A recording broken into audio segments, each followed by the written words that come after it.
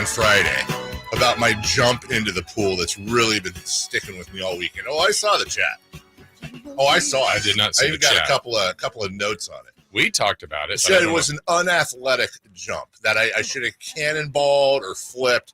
Let me just say something. It was a tweener, I think. No, I just jumped feet down because it's a fairly shallow pool. I've cannonballed it. I know, right? I've cannonballed in there before, and I've not hit hard, but I've hit the bottom.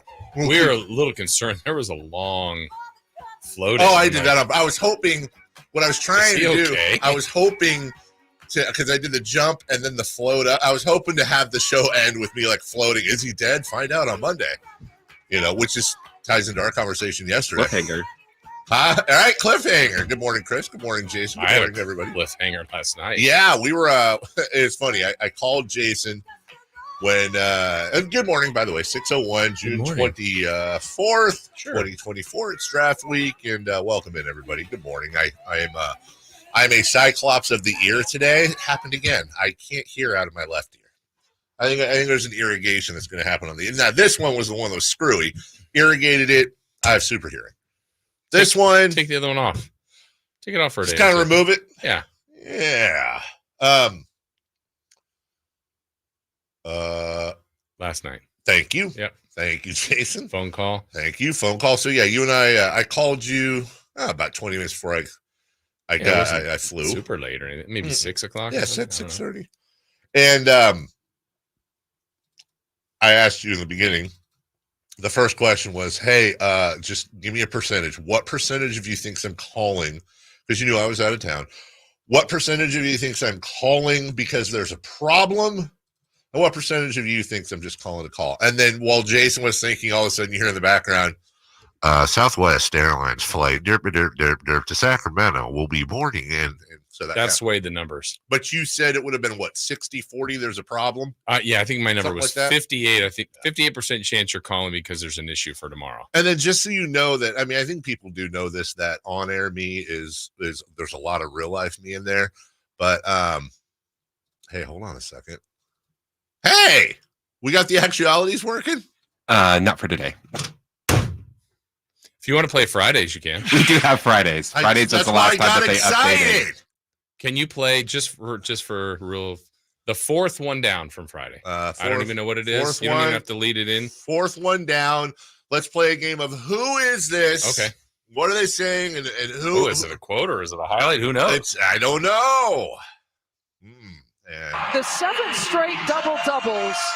No other rookie in WNBA history has done that. So let us get your initial reactions to making history here today. Man, I'm just happy we finally won.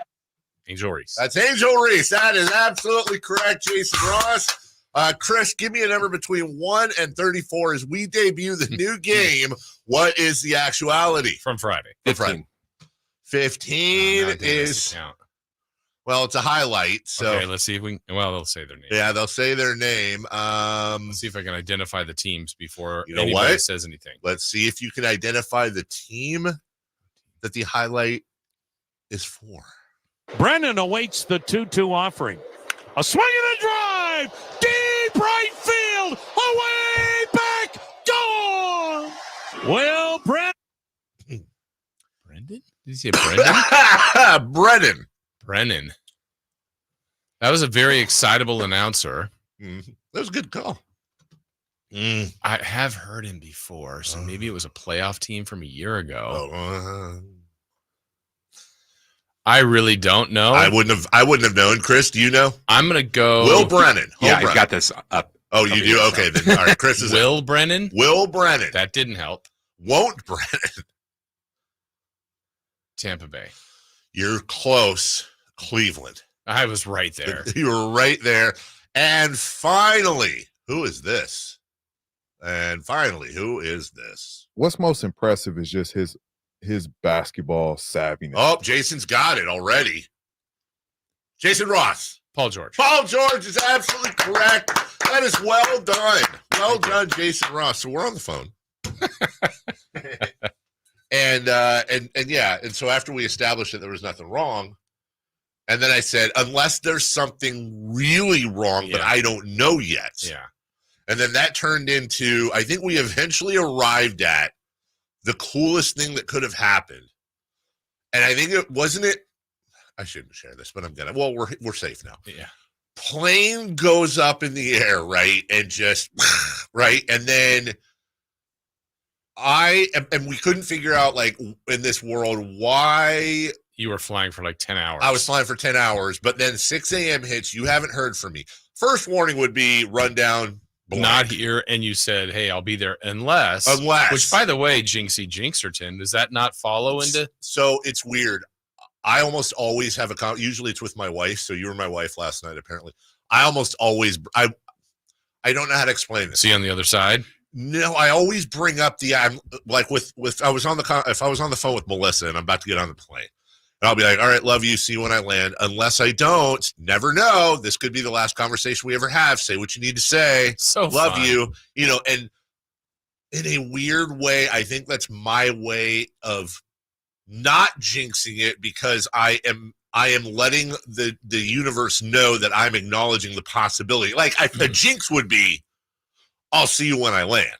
Yes. That's a jinx. Gosh, I don't know why I don't understand these rules. But if you say, I'll see you when I land, unless I don't. I thought the jinx would be like, there's no way, nothing could possibly go wrong. I will 100% land safely. Super jinx. You are definitely crashing. It's over. 100%. 100% you're crashing. Okay. But it's like the horror movie. Like, okay, I'll be right back. Yeah. Let me go behind the shed. But if they said, I'll be right back unless I get chainsawed, you never know.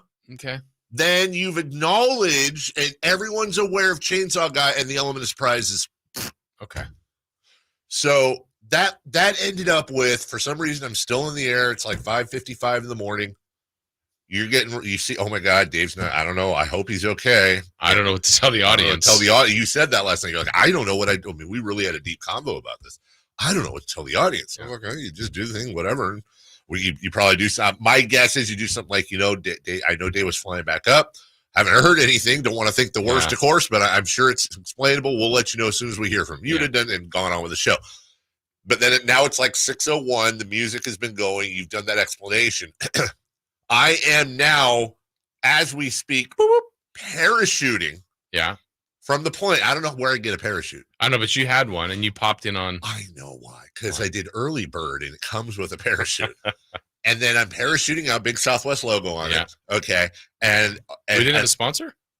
Or is it Southwest the sponsor? Southwest the sponsor, yeah. Okay. Yeah. Well, Fire Wings on the parachute. There you go. And then I hear the boop. You hear a bloop. And that's the sound that the our server makes when somebody pops in, like when Kelly Brothers or Sam does. And then all of a sudden, I am on StreamYard, like when we were in Portland. Yes. And I'm in the air, parachute above. In the air, on the air. In the air, on the air, parachuting into the show. Yeah. Of which I said, but then I make the mistake and I go to Madison because it's hard to figure out. You're not a professional parachuter. And I land. I think I'm parachuting into the show. But unfortunately, I land on the 18th green of the Travelers Championship. And you get mauled. And I get mauled. Would we have the one thing I think you would have? I don't think you would be the best at parachuting, but I think you would have a really good camera angle. Like, I think you would not have the screen to, like, you would probably worry more about how it looked on StreamYard than your landing. That, you know what? Weirdly enough, it sounds like you're making a joke, but you're not, and you're 100% correct. You're like, hey, are you hearing me okay? You hear me okay? Wait, good. I know the wind. I'm at like 8,000 feet. Am I good? Right, am I good? These damn AirPods. Here, as you can see above me, here's the parachute. Let me flip. No, hold the phone higher. Yeah, you're right. Let me flip it around. There's the ground. Oh, it's coming fast. Yeah. Oh, hello, Madison. That was a whole ass conversation we had yesterday. That was a real talk, Chris. Do you believe that conversation? Absolutely. And we kept going. It was like there was layers. It was there were. I don't know. I'm just doing this. I will say, I say this every time I come back. Palm Springs Airport is the best airport I've ever been to. Follow-up question, by the way, and I believe that. Yeah. I know you don't like the heat. Oof. And you went to Palm Springs? This was I mean, it was hot here, but it had to be hotter there. This was a thing. I agreed to go. There's reasons. I went. What was the temperature? Above 110? It was basically 109 every day. But Gross. I don't know how to explain this. Well, I do know exactly it was a how hot to explain 110, 109, yes, 110. like I will take 110 here over 110 there. I don't know how to well, I do know how to describe it. Again, the sun is hotter there. If it's 110 and I'm here and I'm in the sun, it's not as hot as 110 in the sun there. I don't know how else to explain it. I know it sounds weird, but anyone who knows what I'm talking about. It's ridiculous. And then the low is like, oh, tonight's low is 89. It was just a lot of swimming, which kind of helps. Like end of the show on Friday. That felt good. No, that did. But like I'm talking about from like 8:30. I think it was what? It was like 80. Oh yeah, the sun was coming in. It was like 88 at 8:30 in the morning. Yeah. And then the whole 9 o'clock hour. It's not just that, but then like a little bead of sweat's like, yeah. And then the flies down there are bastards. Yeah. They are so, and they're like the teensy house flies. They're like, you're not. I'm like a horse, like trying to slap them away, and they're like, whoosh, not great. It was fine. You got a break. Just saying. But it's good to be back. Good to be with you. It is good to be with you. It's good to be here. There was something else, but I'll randomly remember it later and completely derail a segment. We got a lot of stuff, not just today, but this week. Remember, it is draft week. The draft will be on Wednesday. Wednesday. Why not today? In 2 days. In 2 days. Round 2 is the second day. So that really means we have 3 days of pre-draft coverage. We'll make it interesting. Get you covered. Brendan Nunes, Sacramento Kings Insider, is going to join us today. Frankie Cardicelli tomorrow. Bobby Brackets. Bobby Draft Kits. Yeah, I was thinking of it the whole time here. You nailed it. Bobby Draft Kits joining us Wednesday. Bobby Gerald, Gary Gerald, father of the great Bobby Gerald, is how we should say it, right? Yeah. Everyone says, Bobby Gerald, son of Gary. How about Gary Gerald, father of Bobby? Yeah. Right? Yes. Kelly Brothers, Sam Amick. We'll have Sam Thursday to break down the whole draft for us. All of it. All of it, every because the draft is 100% Sam's strong suit. Yeah, and the Athletic will ask for grades, so we'll ask Sam for his grades. Well, the fun thing is that I'm still 90% convinced that we'll be bringing Sam on Thursday to grade the trade. Ooh, what does Dave know? Dun. All right, leading off, coming up next. Our first year as the radio home of the San Francisco 49ers is one we will never forget. So toss to McCaffrey, a cutback run 30, breaks 340. McCaffrey midfield. McCaffrey 40, 30, 20, and toasted all the way down to the 3-yard line. On the first play of the game, CMC Dynamite. Congratulations to the 49ers on a terrific year. And thank you for so many wonderful memories. It's the Make This the Summer event, and it's going on now at Lodi Chrysler Dodge Jeep Ram. Hi, everyone. Leonard Harrington here, and I want to tell you how we make your buying experience at Lodi CDJR as easy as possible. You can come in for a visit, or you can do everything online at LodiCDJR.com. Just pick out the make and model you want and scroll through our large in-stock inventory. Next, schedule a test drive at the click of a button. If you want to finance your vehicle, you can start your paperwork online too, saving you plenty of time before you get here. And if you're looking to sell your vehicle or looking to buy, we'll give you an instant cash offer online too. At Lodi Chrysler Dodge Jeep Ram, we make it easier than ever to put you into a new vehicle. It's what we do. Online at LodiCDJR.com or in person. We're right off 99 in Kettleman, where we're open till 9 every night and Sundays after church. Prices are better at the Low Price Center. Lodi Chrysler Dodge Jeep Ram. Visit us at LodiCDJR.com. Yeah! Let's do it. Leading off, the 3 top stories in the morning. Huge news. This is very important. Here's cut number 1.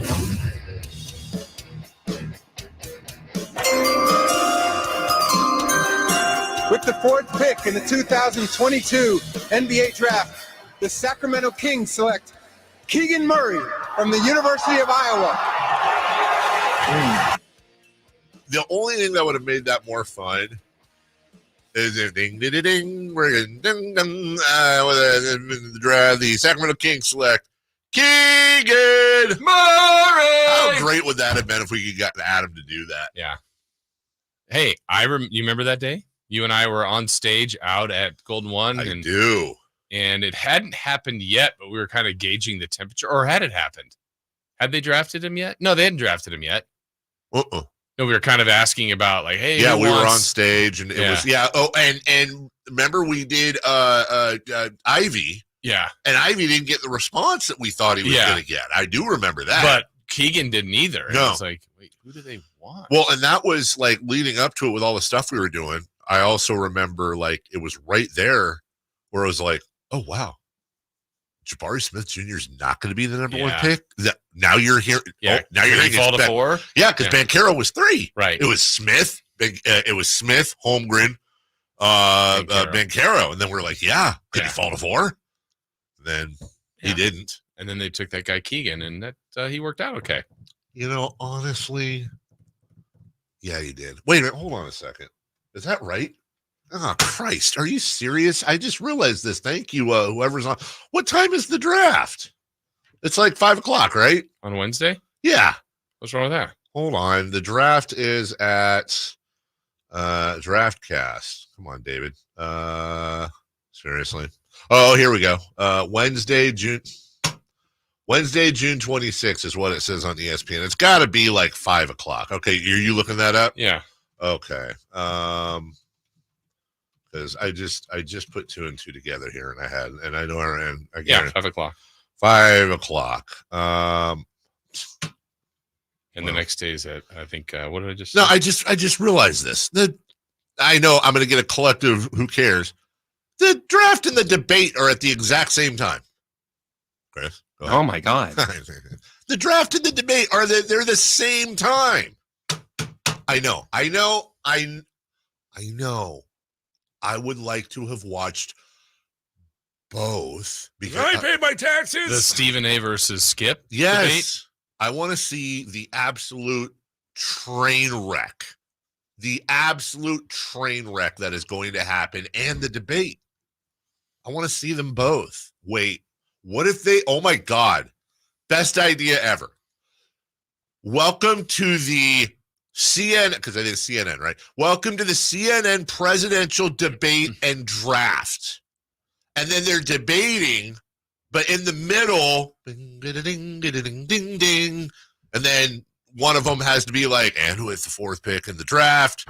The select, and then they each have to do 20 seconds of breakdown of who the draft pick is. Yeah, that might keep them on track. Like, you know how they never stay on time. But like if they had to pause and they rotated who announced each pick. Yes. And then they could get back onto task. Yes. And it would be maybe like, oh, it's the perfect pick. It's the greatest pick. It's the greatest pick of all time. It's a pick. And then the other one's like, well, but I'm worried about foreign relations, blah, blah, blah, and the Pistons take. Right. Yeah. Yeah. With the 12th pick of the NBA draft. That didn't sound like Biden. No, not at all. That was it. Yeah, he's doing the Trump, and then so hey, you do that again. With the 12th pick of the NBA draft, I pass it off to my opponent, who is awful, terrible, bad person. He is. Hey man, cheeseburger and fries, and also coffee, and you can't put the thing in the barn and light it on fire. Why is he Southern? I don't know. Because I'm doing the old Dennis Miller bit on H. Ross Perot, and I just kept I kept the voice. Can't finish. You cannot take a porcupine, light it on fire, throw it in a barn, and call it licorice. You can't. You can't. All right, cut number 2, please. Cut number 2. Let's see who's going to pass. It wasn't the best start from Sha'Carri Richardson. Tamari Davis got out better. Now Sha'Carri starts to wind up, but she goes past Jefferson.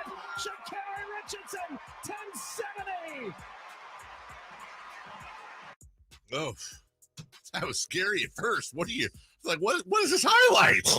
Boom. Hey. My favorite part every 4 years, well, really every 2 years, is that we don't know anything and have paid attention to nothing. But right around the time the trials start, it's kind of like March Madness. I am prepping my hot takes, man. And here's my first one. Sha'Carri Richardson, she's got to figure out the way how she's coming out of the blocks, because that is twice now. She has stumbled or something has happened, and that's fine here in America. But that ain't going to cut it against Jamaica. That's not going to cut it against the best in the world. Here's my analysis. Yeah. She's fast. She is. What was the thing last Olympics? Like she smoked weed once in 1984, and that was a thing. 14 years earlier or something. I don't know. Can somebody help me out with how weed helps you run? I would think the opposite. I would think wow, she got out of the gates really slowly. Really slow. She doesn't seem to be gaining any ground at all. Sha'Carri Richardson in lane 2, 3, and 4, in lane 5. She's now in the long jump pit. She is just throwing a javelin and grabbing the pole vault. What is happening? She trips over. What's the thing where they throw it? I want you to say it. Shot put. Hey! Yeah, thank you. Thanks for bailing me out. She's now in her car. Wait, what? She's in the cafeteria. That is not a lane at all. What? So 100 yards, right? Or 100 meters. Is that yards or meters? Meters. What meter mark would you feel comfortable starting where it would, like, you'd have a chance to win? Oh, against the... I mean, not 2 right, yards, no, 2 against meters Sha'Carri away. Richardson and friends Yeah. and that one. Well, it's basically important. her. Men or women, because the men are a little doesn't matter. faster. Okay. For the women, 100 meters for me to win, probably 18, 19 meter mark. You can do a... You're at 9. I just want to see. Oh my I gosh. just want to see a look on your face. Yeah. No, this is a great question, Jason. This is a really... Okay, 100 meters. I want 70. Oh, you'd win, don't you think? Am I crazy? You couldn't run 30 meters in 10 seconds. I mean, I'm not particularly fast, but I'm not. You know, I'm not. I can run 30. That's not that crazy. I don't know what the would funny it be? the video would be great. It's like, oh my gosh, she's getting quick. 30 minutes would be home to first. 30 meters would be home to first. She might beat me. Yeah. So you could do that in 10 seconds. Is a meter 3 feet? It's about that. I thought it was a yard. Like yard and meters. Okay, Nobody knows. Nobody knows. Yeah. I think 70. Yeah, because if it was 60, you Then I'm know almost you would happy. be so nervous. Oh yeah, I would be nervous at 90. Yeah, you're like, when is she passing me? I think it would be. The funny thing is, you might win and like you cross the finish line, but she would just, because you know how they don't stop like right away. They go like another 30 yards, and she would just fly right by you after. Well, the problem is it might need to be 94 because I might just tear the Achilles. Oh, true. You know what? Crawl across. You know what I'm going to do today? Probably not, but it sounds good. Is when I get home, I'm going to measure out 30 meters. Time it, and then I'm going to have my kid time it. And then I think we could backwards math it somehow. Not me, but somebody who knows math. Yeah, could do numbers and then be if you were 10 or less, then you would win. Yeah, but if it's 10, it's really close. Let's see what the you know what I really want to know is what the YouTube is weighing. They'll know. What? They'll know. Oh, they'll know. No, they're still debating which strain of weed would work better in track. All right, sure. Yeah, sure. Cut number 3, please. Cut number 3. They haven't stopped believing. Don't stop. Hold on to that And this series gets dragged back to South Florida for a winner-take-all Stanley Cup Finals Game 7. Well, the Florida Panther fans can't say yay. They have lost 3 straight. And what was once 3-0, Jason, is now 3-3. And this tonight a must win? Well, we've had this conversation before. Get him in game 8. From a sports point of view, tonight is a must win. Yeah. On the other hand, nobody is being executed if they lose. So it's kind of not a must win. If Edmonton wins, is tonight, like, you know, if you say there's always something worse. Is this the all-time Willoty for Florida? Oh, for Florida, I was going to say like in the it's gotta be. Well, I mean people Florida, have done it in hockey. Florida's taken a lot of Willoties. You're talking about the NHL? Yeah, yeah. It's never happened in the NBA. No, it's happened once in like the 40s in the NHL. I think It happened once in Major League Baseball. No, it wasn't they? Oh, you know what that it was. never happened. But for this would be like the all-time NHL Willoty. It would. You're up 3-0. So, like, if the Kings have a really bad loss next year, like, oh, it could have been worse. We're not the Florida Panthers. Yeah, it could have been the Panthers. But then, you got a lot of people who are like, hey, man, I'd rather be there and win 3 out of 4 than lose the whole thing. Gosh. I know. Honestly, does that feel like something that would happen to the Kings? Yes. First trip of the finals, 3-0. The Kings being the first team in NBA history to blow a 3-0 finals lead. The Drive guys would do a funeral with They would have. No, I will tell you right now, I would break in here and straight up tackle Whitey. Yeah. Like, no joke. I would. If I would run, just drive, break every land speed. What if it was Draper's idea? I would tackle Draper. I don't care. I will fight somebody doing that straight up. I will take them both out. Like, and hell will come with me. I'll be on that. You brought hell? The pale horse, hell behind me, which is Kings fans. Yeah. We will all tackle whoever's holding a funeral. We'd have a ring. We started talking about it jinxes. was the funeral? Yes. Kings up 3-2 on the Lakers. Oh, let's have a funeral. Here's a song. Ding. Oh, what happened? They lost. You didn't bring hell. Did not. Well, I was still a little guy back then. We'll talk about that a little bit later. In fact, we'll talk about that next. Look, we're not going to do a hockey segment other than we are going to talk about, like, is anyone watching tonight at all? It's a game 7. We'll get to that. We've also got Brendan Nunez joining. Brendan Nunez, excuse me. You know what? We got to change that. Can we put the thing above the N? We'll tell him we're changing That's his name. It's too confusing. We've got to change Is there any other Nunez in the world? Mateo Nunez. Who's that? He plays for Manchester City. Yeah. Close friend and family member of Brendan. Brendan Nunez. Mm-hmm. Mateo. We'll take a break. We'll come back right after this. The NFL's leading rusher plays here. The handoff to McCaffrey, walks in the end zone. Handoff to McCaffrey, takes it right down to the goal line. He does his thing again. McCaffrey goes in motion right. Backwards pass led by Juszczyk. A block there. Hurdles a man. 10-5. Touchdown! CMC! You can hear all of Christian McCaffrey's touchdowns on your home for 49ers football. Sactown Sports. Hey, it's me, your liver. You know, the organ that helps you recover every weekend at the pizza, donuts, and all those drinks. When you have a headache, you take an aspirin. You have a stomach ache, you pop an antacid. But where's the love for your best buddy, the liver? The least that you could do to help me stay healthy is take Active Liver from New Nordic. Active Liver tablets contain high-quality, all-natural ingredients like milk thistle, globe artichoke, and turmeric extracts, which are proven to keep me healthy and you feeling your best. Active Liver provides an easy daily detox and helps protect me all year long. So let me make you an offer you can't refuse. You take care of me with Active Liver, and I keep taking care of you. Capiche? See for yourself why Active Liver is Scandinavia's #1 liver health supplement. You can find Active Liver at CVS and online at Amazon, Target.com, or directly from NewNordicUSA.com. Again, find it in stores at CVS or online at Amazon, Target.com, or NewNordicUSA.com.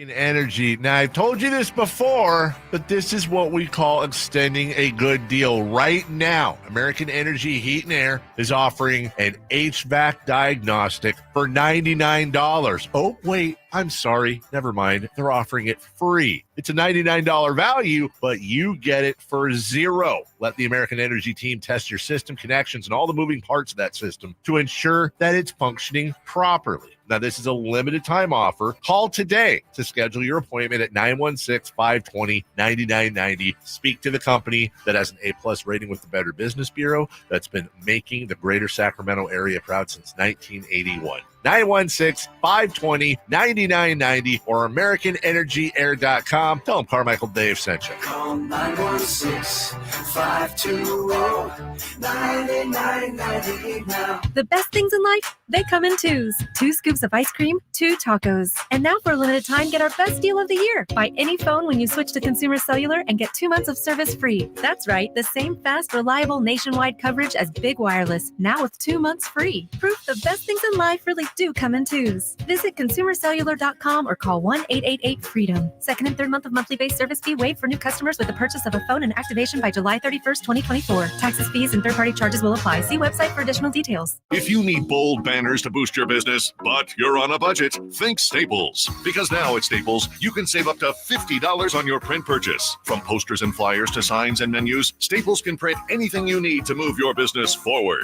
And with Staples Print Perfect Guarantee, it's done right or it's printed again free. Plus, same-day service is available on hundreds of items if you order by noon. Get it printed right at Staples. And now get up to $50 off your print purchase. And 76, visit staples.com/print for details. Stuck in a downtown meeting marathon? Need a post-work pick-me-up? Head over to Public House Downtown, the corner of 16th and L Streets. That's right, Public House Downtown, your one-stop shop for good times. With 60 beers on tap, come catch the game on 25 HD TVs. Public House Downtown serves up creative American food all day long. Lunch, happy hour, dinner, and even weekend brunch. Public House Downtown.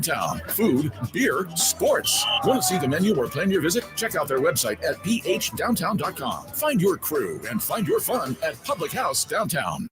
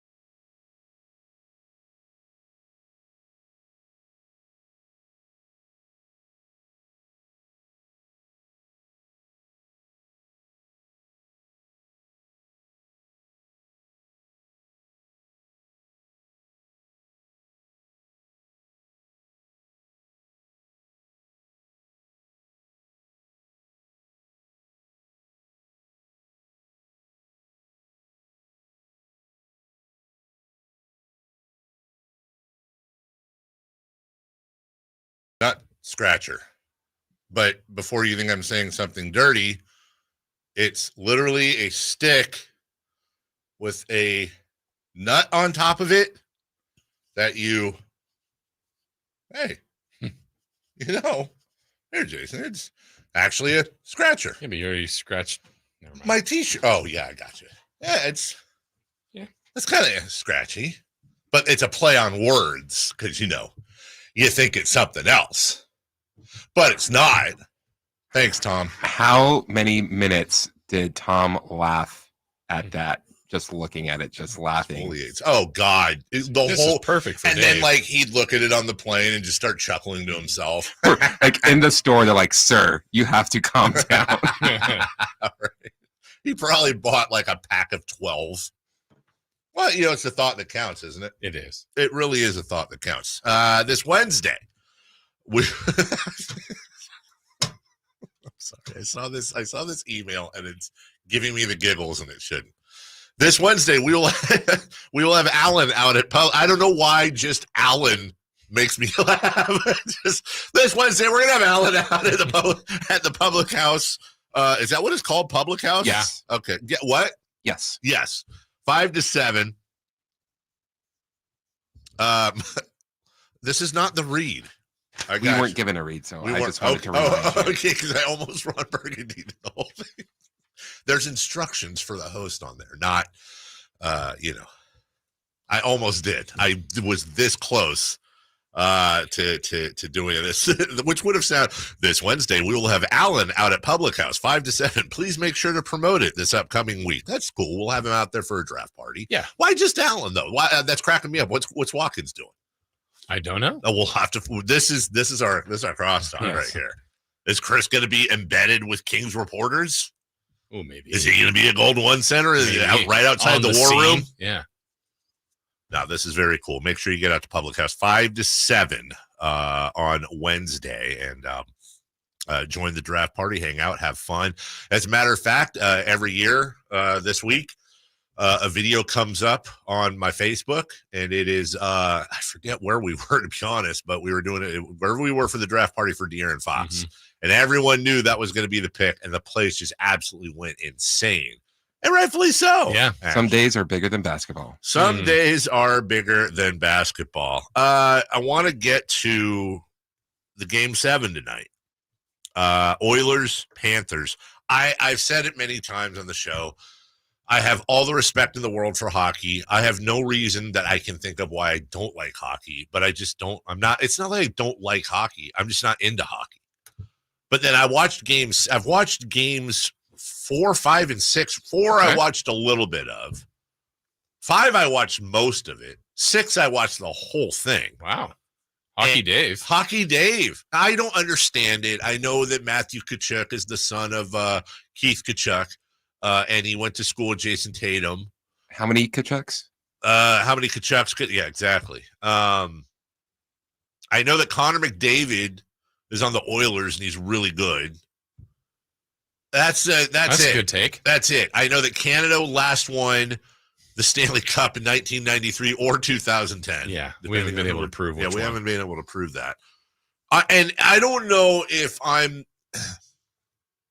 we've got the Olympics coming up, and it's like you want to be super patriotic, USA, during the Olympics and all that.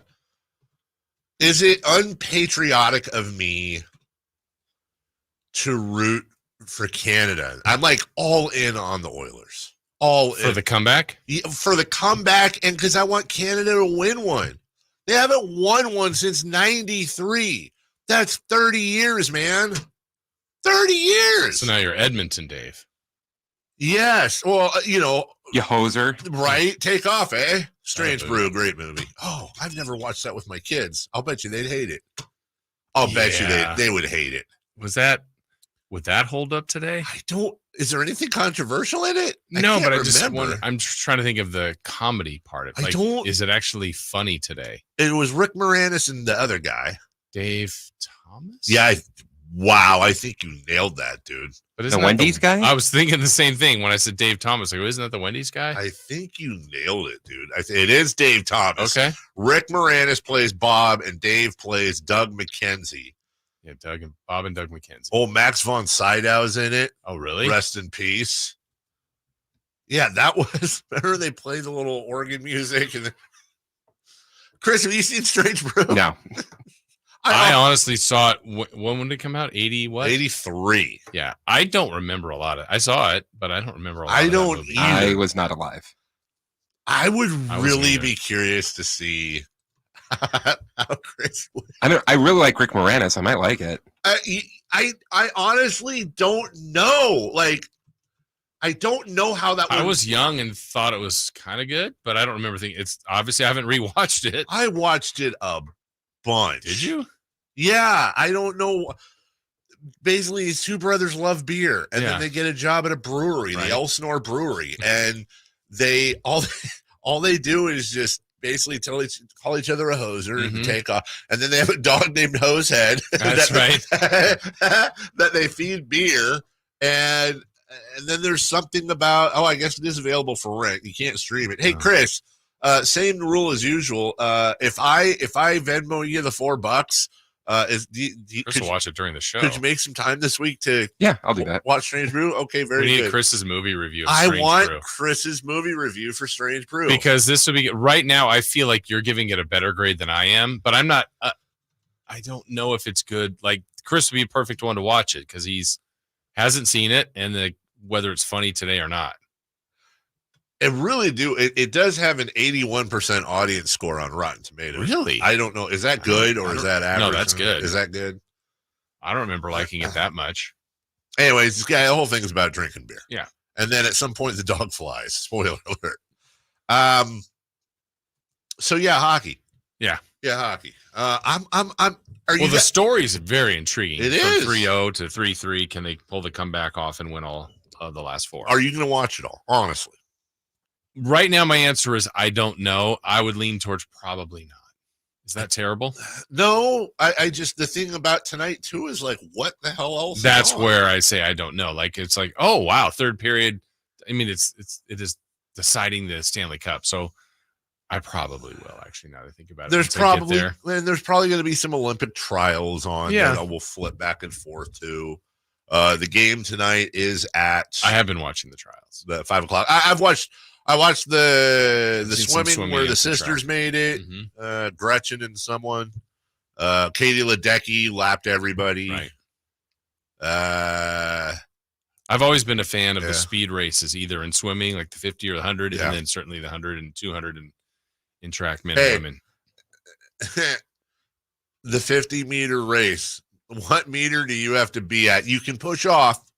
So there would be like a little wall there. I'd have my own wall. You'd have your own wall at the whatever meter mark. But what meter would you need to be at to beat, I don't know. Okay, so this would sound funny, I think. But if I was given 2 options, I could, whatever the distance that we determined, I'd have a chance to win a 100-meter sprint, or whatever the distance of swim, like a sprint swim or a sprint run, I'd take the swim. I think I would perform better. I'm not saying I would win, sure. But we'd find whatever the appropriate distance is. Yeah. And go, he's going to have a chance. I don't think that's funny. I think I think I'm a better swimmer. Yeah. You have to remember, Jason coached an Olympic swimmer, gold medal Olympic swimmer. Hold on a second. I got a weird memory going right now. This is going to be stupid if I'm wrong. Haven't you done like an Ironman or something? I have. Yeah. Half. Quarter. Sprint. Baby. Junior. Mini. Is that like the worst thing to try to kill someone over there? Oh, Mr. Half Ironman. Oh, great job. Like, that's like the worst thing to crack on someone for. It's like, wow, an Ironman, like for real. You're like only a half. What a quarter. An iron kid. Aluminum kid. What a quarter Ironman be. You just dive into the pool, get out, ride a bike, and then run. Walk. I'm done. Every year I do want to do the Sactown Sports Olympic trials, like every Olympics.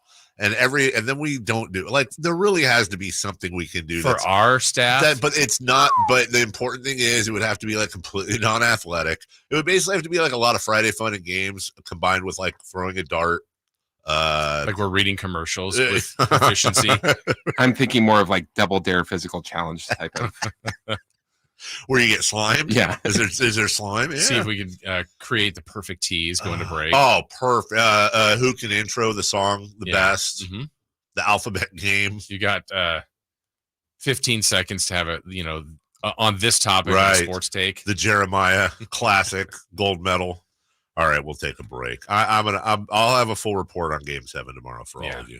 Okay. When we come back, my Iron Man. Federally mandated baseball segment, safe or out. We got Edwin Diaz with playing little finger games. Whoa, that's the tease. That's the kind of gold medal tease you've been waiting for. And Chris, do me a favor. Would you flip flop 2 and 3 on the question? I messed that up. We'll take a break. We'll come out safe or out. The Sacramento Kings play here. He's got the triple. Sacramento takes the lead. Outstanding ball movement by Sacramento. Every triple, every jam, every Kings win. Sabonis with the jam over the Joker. He's got the three-point shot. Get your Kings fix all season long. Right here on your home of the Sacramento Kings. Here's a steal by Fox, the breakaway. He's got the rip with the left hand. Sactown Sports at SactownSports.com. Hey, you never know when you might need someone to represent you on your behalf. And if you're ever in that situation and you want someone you can trust and someone that you want to work with you, that's what you want. That's what you hopefully will need if you're ever in this situation. So how about someone that's in our community, cares about you, and certainly cares about the result? And who I'm talking about is Jonathan Gonzalez at the Gonzalez Law Offices. It's really important that it's someone that's here, that's a Sacramentan, that's one of us. Look, you're going to see him one of these days down by the river. He's always on the river, but he's here in our community. I've been to his offices, had lunch with him a couple times. Great guy. And like I said, right here in downtown, and doesn't just count you as one of those many cases and rushes through them. He wants to connect with you, wants you to get the result, certainly wants himself to get the result. It's a reflection of him. But look, we're talking about win-win situations. Now, why might you need him? Well, maybe an expungement, something from your past that's still following you that you'd like to get rid of. How about a car accident or wrongful termination case? Whatever and wherever you feel you need representation, I suggest you contact saclegaldefense.com or call them at 916-304-9187. Again, that's the law offices of Jonathan Gonzalez at saclegaldefense.com or 916-304-9187. We love the game because anything can happen. There's no sure thing. How did that go in? Every play, Oh, my goodness. every shot, Are you kidding me? every swing is a risk if you bet. I can't believe that just happened. There's no easy money. There's no luck. And no one wins all the time. If you bet, bet responsibly and always set a limit. Learn more at responsibleplay.org. Since 1776, July 4th has been celebrated as the birth of American independence, but it's been a federal holiday only since 1941. Hi, this is Frank LaRosa with a word about Naturewood Home Furnishings. It was a mere 7 years later when the Keys family opened their first Naturewood store in Sacramento, and I guess Northern Californians have been celebrating ever since. We celebrate an incredible selection of furniture brands made right here in America. We celebrate the kind of generous hometown hospitality that was important to Walter Keys in 1948 and continues with the Keys family and the Naturewood Home Furnishing staff today. And we celebrate the kind of quality that's been synonymous with Naturewood for all these 76 years. Look for Made in America brands like Stanton, Sam Moore, Stickley, Hilltop Hickory, Simply Amish, and more during the Naturewood 4th of July sale event. Find the furniture that you will celebrate for years to come. Naturewood Home Furnishings, off Highway 50 at Hazel. Look for the water wheel. Power Business Technology is proud to be 100% independent, locally owned, and managed Toshiba copier dealer. Local ownership cuts out the red tape, allowing ourselves to never be too busy to personally answer the call when our clients need us. Recognized for excellence in service execution, training, and customer service, we're proud to be named a 2022 Toshiba ProMasters Elite Dealer. Contact us today for all of your business printing needs at 844-POWER-BZ. That's 844-769-3729, or visit us at PowerCopier.com. Right now, you're missing all the fun at the Hagen Oaks Driving Range powered by Top Tracer. It's the place to be this summer in Sacramento. Whether you're an accomplished player or a newbie, there's something for everyone at the Hagen Oaks Nighttime Driving Range. Golf is happening right now, and the Hagen Oaks Driving Range is the perfect place to see what the fuss is all about. The Hangout Food Truck offers tasty bites and craft beers on the brand new relaxed patio, and with a free concert schedule, there's always something for everyone at the Hagen Oaks Driving Range. Join the fun tonight until midnight. Fulton Avenue at the Cap City Freeway. Safe or out? It's time to go around baseball. 3 pitches, 3 swings. It's safe or out on the Carmichael Dave Show with Jason Ross.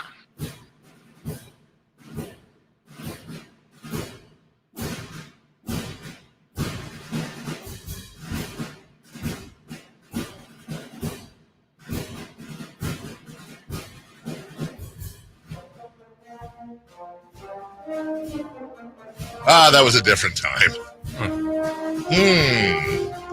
Gross. We were younger then. Gross. We've matured. What? Safe or out, ladies and gentlemen? Question 1.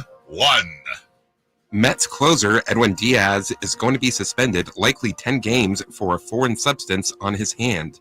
Safe or out? It's not enough. Safe to me. Like, what number? More than 10. Bro, I know this is going to sound silly. 50. Here, a couple reasons why. Number 1, and we're going back to the, who was it? That I thought, Pat Beverly. But here's the thing. Number 1, it's a pitcher.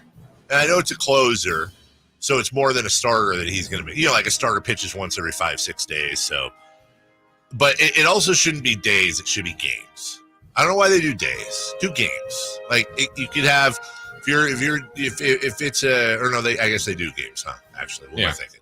Secondly, dude, you just stuck your hand in what looks like to be lube, and it's you look like one of them characters from Alien that's like dripping the goo. Like that picture of his hand had stuff all over it. So here's the bottom line: goo on hand, corked bat, PED. I understand PEDs are like the upper level. But should they be? That's what I'm saying. Like cheating is like if we're under Cheating the umbrella, is cheating. literally people are being kept out of the Hall of Fame because of just, hey, they cheated. A blanket statement, no matter what the version of this is cheating. So why is it okay? Like, okay, when somebody takes like the whole Barry Bonds cream and clear thing, it's like, okay, well, it must have helped him. But like you still have to have the timing, you still have to make contact, you still have to do all this stuff. Blah, blah, blah, blah. Like it's hard to draw a direct line between like, oh, he took the drug and that absolutely without a doubt made him. What if it didn't help him at all? What if it just helped him with like catching ground balls? I don't know. Well, the only reason you do something like this is because you think it helps, whether it does or not. Doesn't matter. If that's I guess my point on this, let's just pretend it's 10 games. Yeah. And he goes on to have a Hall of Fame career. He could be in the Hall of Fame. He would be. But that's cheating. And if there's a blanket statement like Bonds and A-Rod and all, they cheated, so they can't be in. Why wouldn't this be different? Well, if you took out pitchers that doctored the ball in the Hall of Fame, I think you'd get rid of almost everybody. You would get rid of quite a few. Yeah. That's why I'm not as big on it. But if there's a rule like, hey, 80 games for PED, why wouldn't all cheating kind of fall under that umbrella? I completely agree. Stealing signs. And by the way, I don't think it should fall under that umbrella. I think the PED guys should get into the Hall of Fame. I'm with you. Right. But like, I'm looking here. So Joe Niekro didn't make the Hall of Fame, but that fool had an Emery board fly out of his pocket. And then who was that? Was it Gaylord Perry with the spitball? Yeah, he's in the Hall of Fame. Yeah, he's in the Hall of Fame. I mean, there's others guaranteed. Like, cheating is cheating. That is straight up direct. Like, oh, the substance makes it so that he can do X. That's cheating. It's direct line of sight cheating. But, he's suspended 10 games and it'll be fine. Oh, LOL, Edwin Diaz. No, dude. LOL. Yeah, no. And you know what they should do? They should suspend him for 50 games. And by the way, suspend him for 50 games, and then his walkout has to be like Baby Shark or something stupid. Like, take away the walkout, Timmy Trumpet. Punishment. Yeah, it has to be like, I don't know, Call Me Maybe. Something that everyone just gets really angry at and makes him look dumb. You don't get angry at Call Me Maybe. That kind of pumps you up. They might call. What about that? It's Friday. Friday. It's fun. Gotta have fun on Friday. Friday funny games. How is that not a theme for us, by the way? Okay, number 2, please. Max Scherzer bought his minor league teammates a huge pregame spread in iPods. iPods? Wait. AirPods. Sorry. Safe or out? This is the easiest win possible for these guys. Okay, Chris, quick question for you. Safe or out? iPods would have actually been cooler. It would have been like super retro. Because they don't make them anymore. So iPods actually would have been, wow, Max, ding dong. Here's the deal here. He, it's tradition for like if a major league player is doing a rehab assignment, it's tradition like the pregame spread. Like he'll do something cool. He'll buy the food or whatever. But usually it's he buys like everybody gets some cool restaurant or something like that, right? No, dude, he went crazy and did all this like crazy stuff and the dinner and all this stuff that happened. And I feel like that is the easiest win. Also, apparently this happened 2 years ago. I don't know why I just saw the story. Or it just happened the other day. I'm not sure. Or it happened the other day and they're referencing something from 2 years ago. Now I'm confused. Well, either way, it's cool. I read this Maybe thing. It was iPods. It said he treated the minor leaguers. I just read this thing yesterday where it was talking about what he did, but now it says updated July of 2022. Oh, were you on oldnews.com? I must have been. He dropped upwards of $7,000 on some bone-in ribeyes, filet mignon, and lobster for the Rumble Ponies. And then that's the Binghamton Rumble Ponies. And then he also got him AirPods as well for every member of the team. So, but why did I read that it happened over the weekend when he was making a rehab start? Did he do it again? Am I on drugs? Do I need to be tested? Either way, I think every major league player should do that that's made a lot of money. You're cheating. You are cheating. We have one more here, but I purposely switched it around because I want to actually, this deserves its own top of the segment here. There's been a development in Sacramento regarding the A's playing here next year. It ain't real, though, but it's not real. It's fake. Did I get teased? Sure. Because there are people like, oh, what does he mean by it's fake? They already probably know. But once again, John Fisher strikes. We'll get into why this is another silly thing going on, at least in my opinion. I know the cheese stands alone a little bit, but I'll explain my side. We'll do that coming up right after this. Rumble Movies. You never know what you might hear when listening to a Sacramento Kings game. Out of Keegan, going for another triple. Man, is he feeling it. Keegan, can he do it? Yes, there's number 11, Keegan Murray. Keegan steps back. He just knocked down his 12th three-pointer, a Kings franchise record. He's got 45 points. Never miss a moment of Sacramento Kings basketball with Sactown Sports and the Sactown Sports app. I didn't ask to be thrown in the streets with nowhere to go. I didn't think I'd survive. But I did ask for help, and Covenant House was there for me. 1 in 10 young adults will experience a form of homelessness this year. For these kids who didn't ask to be put in this unthinkable situation, Covenant House is there. Covenant House helped me break the cycle of homelessness in my family. They gave me the love that I needed. Over 2,000 young people will sleep safely in a Covenant House bed tonight. When youth who are experiencing homelessness have a hot meal, a safe place to sleep, medical care, and love, they can overcome heartbreaking challenges and have a brighter future. They just really genuinely just wanted to help me succeed, and I'm succeeding. I'm a speaker, I'm an author. Covenant House really helped me and really helped mold me into the woman I am today. If you or someone you love is asking for help, go to safeplacetosleep.org today. Sacramento weather is brought to you by Folsom Lake Kia. I'm Tamara Berg in the KCRA 3 Weather Center. It is Monday. We're out to a new work week. Plenty of sunshine to be expected for today. A comfortable morning start leads into a very warm afternoon. Highs will peak today in the upper 90s. Get the latest forecast on the KCRA 3 News and the KCRA 3 app. Shop Folsom Lake Kia for special offers right now. I'm Coach Doug Christie urging you to visit my friends at Folsom Lake Kia and save big on your next new or certified pre-owned vehicle right now. Visit FolsomLakeKia.com. At Ashton & Price, we get injury victims to yes. Experience, yes. Ashton & Price has been around for over 25 years. No more insurance companies? Yes. Our clients focus on getting better, and we handle all the rest. Results? Yes. We've collected over $100 million for injury victims. No fee until we win? Yes. Our clients pay nothing until we win. Ashton & Price, the best at getting to yes. Remember, for the best advice, don't think twice. Call Ashton & Price. At the Good Feet store, we take pain very seriously. Whether in the foot, knee, hip, or back, Good Feet makes over 300 styles, flexibilities, and sizes of pain-relieving arch supports. With 26 bones, 30 joints, and over 100 muscles, tendons, and ligaments in each foot, a lot can go painfully wrong. So there's a trained arch support specialist at each Good Feet store to give you a precision fit. Come in for a free fitting and test walk. No appointment necessary. Good Feet arch supports are HSA, FSA eligible. The Good Feet store in Sacramento, Roseville, Vacaville. Online at goodfeet.com. The IRS is the most powerful collection agency on earth. And if you owe back taxes, the news isn't good. The IRS has raised the interest rate it charges on unpaid taxes in recent years. This hits hard if you're behind on your taxes. Most people don't know it, but the IRS adds interest charges to your tax debts daily. If you owe the IRS today, you'll owe even more tomorrow. And it doesn't stop until you get right with the IRS. The good news is getting right can start with one phone call to Optima Tax Relief, America's #1 tax relief firm. Optima's tax professionals specialize in the Fresh Start Initiative, a powerful IRS program that can save you thousands if you qualify. A+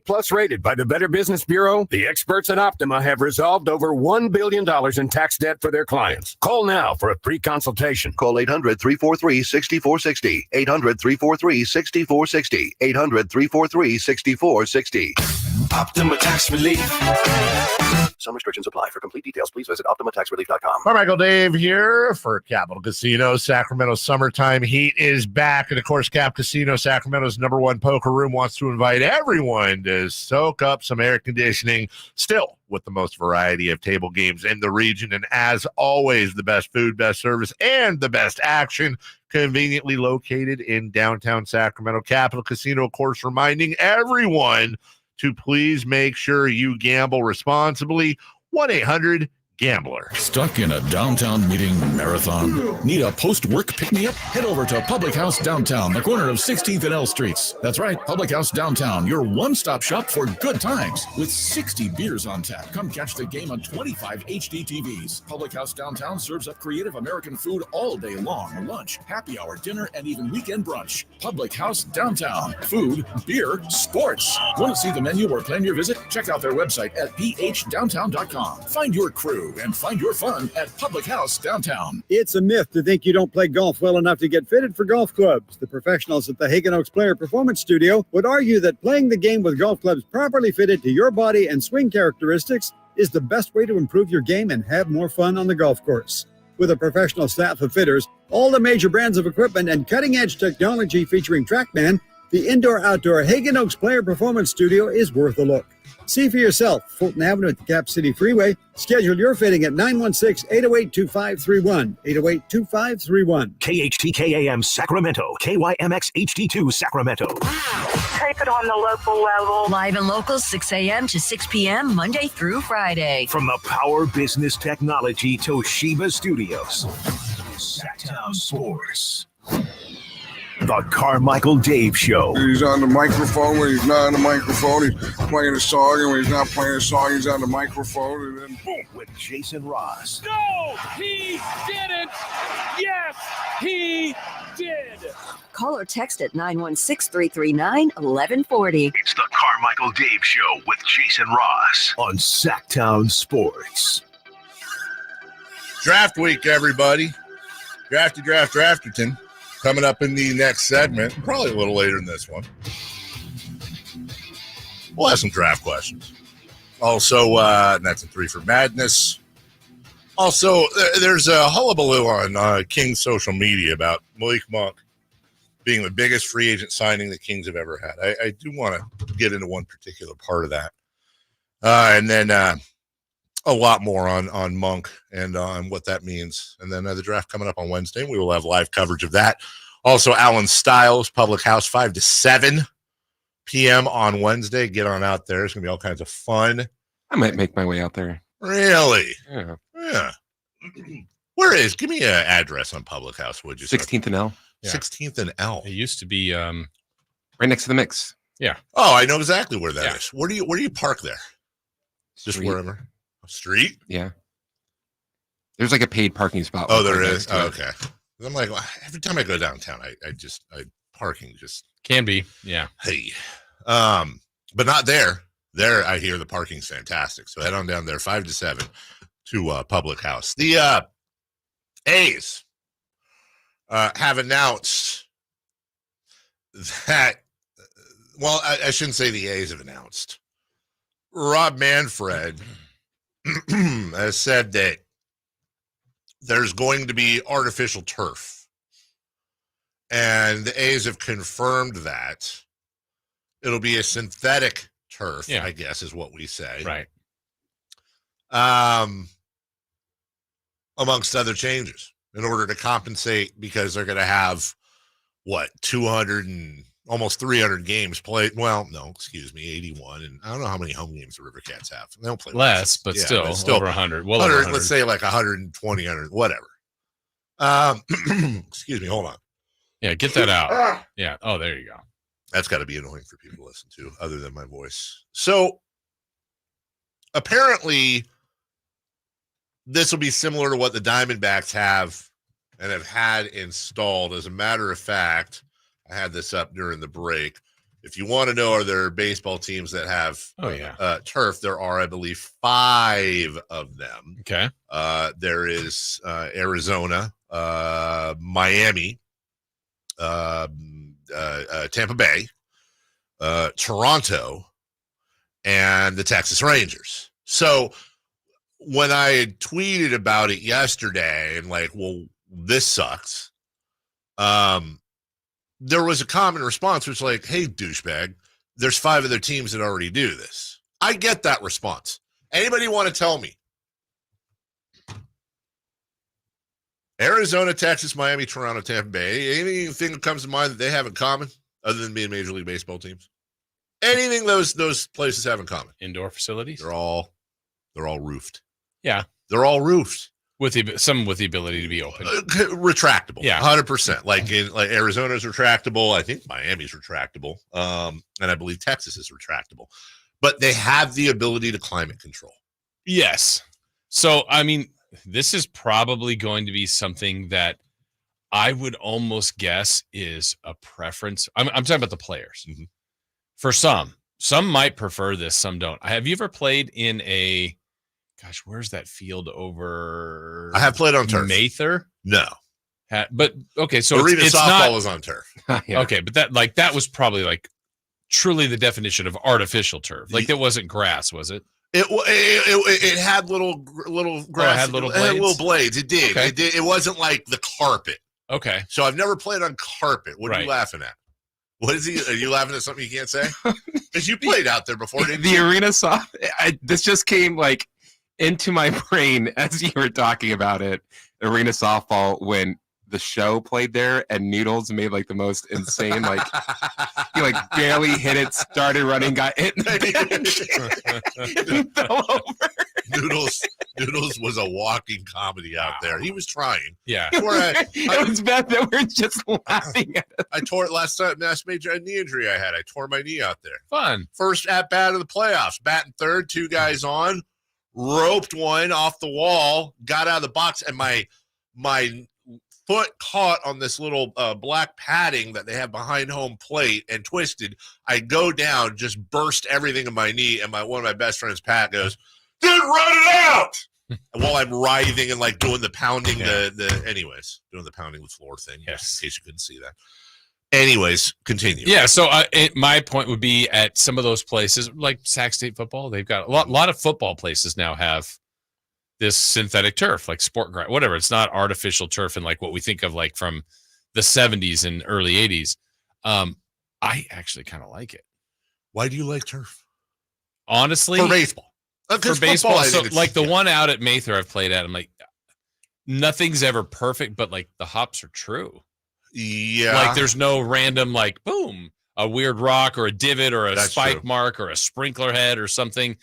Now it comes at you pretty fast, but I felt like it was relatively true in that part. So according to Turf Grass Producers International. Oh, okay. Artificial lawns and turfs have been documented to be up to 86.5 degrees hotter than natural turf. On an average 90-degree summer day, the surface of artificial turf can reach up to 165 degrees. That I believe. So you're asking... Good thing it doesn't get hotter than that here. You're asking Major League Baseball players who went through all the little league, maybe they played a little in college, whatever. They finally make, oh my God, you're in the pros. This is amazing. You get called to the show. Wow, that's awesome. Oh, welcome to the A's. You're going to be playing. Oh, you're going to be sharing a ballpark with a minor league team. Your facilities will be completely subpar compared to the rest of the majors. And you are going to be playing in the only non-climate controlled artificial turf field in the entire sport. And the reason, one of them, why that has been completely ruled out over the years is not only is it incredibly hot for the players, but it's also uncomfortable for the fans who get that reflective heat off the turf itself. And anyone who's ever been to a summertime game out at that park, I have, we all have, know that it can get rather toasty out there. Not only are the river, I expect the A's will have more night games. Well, they will naturally because they're playing more home games, but we'll have a higher percentage of night games in the River Cats. But I'll say it again, Jason, and I know some people don't want to hear this. I just think this is just bad news bears for the whole city. Yeah. And I mean, I'm not worried about like players passing out on, although who knows, Right. Hopefully not. But look, there has been, St. Louis was on turf for years. Mm-hmm. There was no covering at Busch Stadium. St. Louis is as hot and humid as it gets. Like there is precedent for this. And, it worked. It happened. I mean, Vince Coleman on that turf was fun to watch, just batting down on the ball and hoping it'd jump in the air. Like I get it.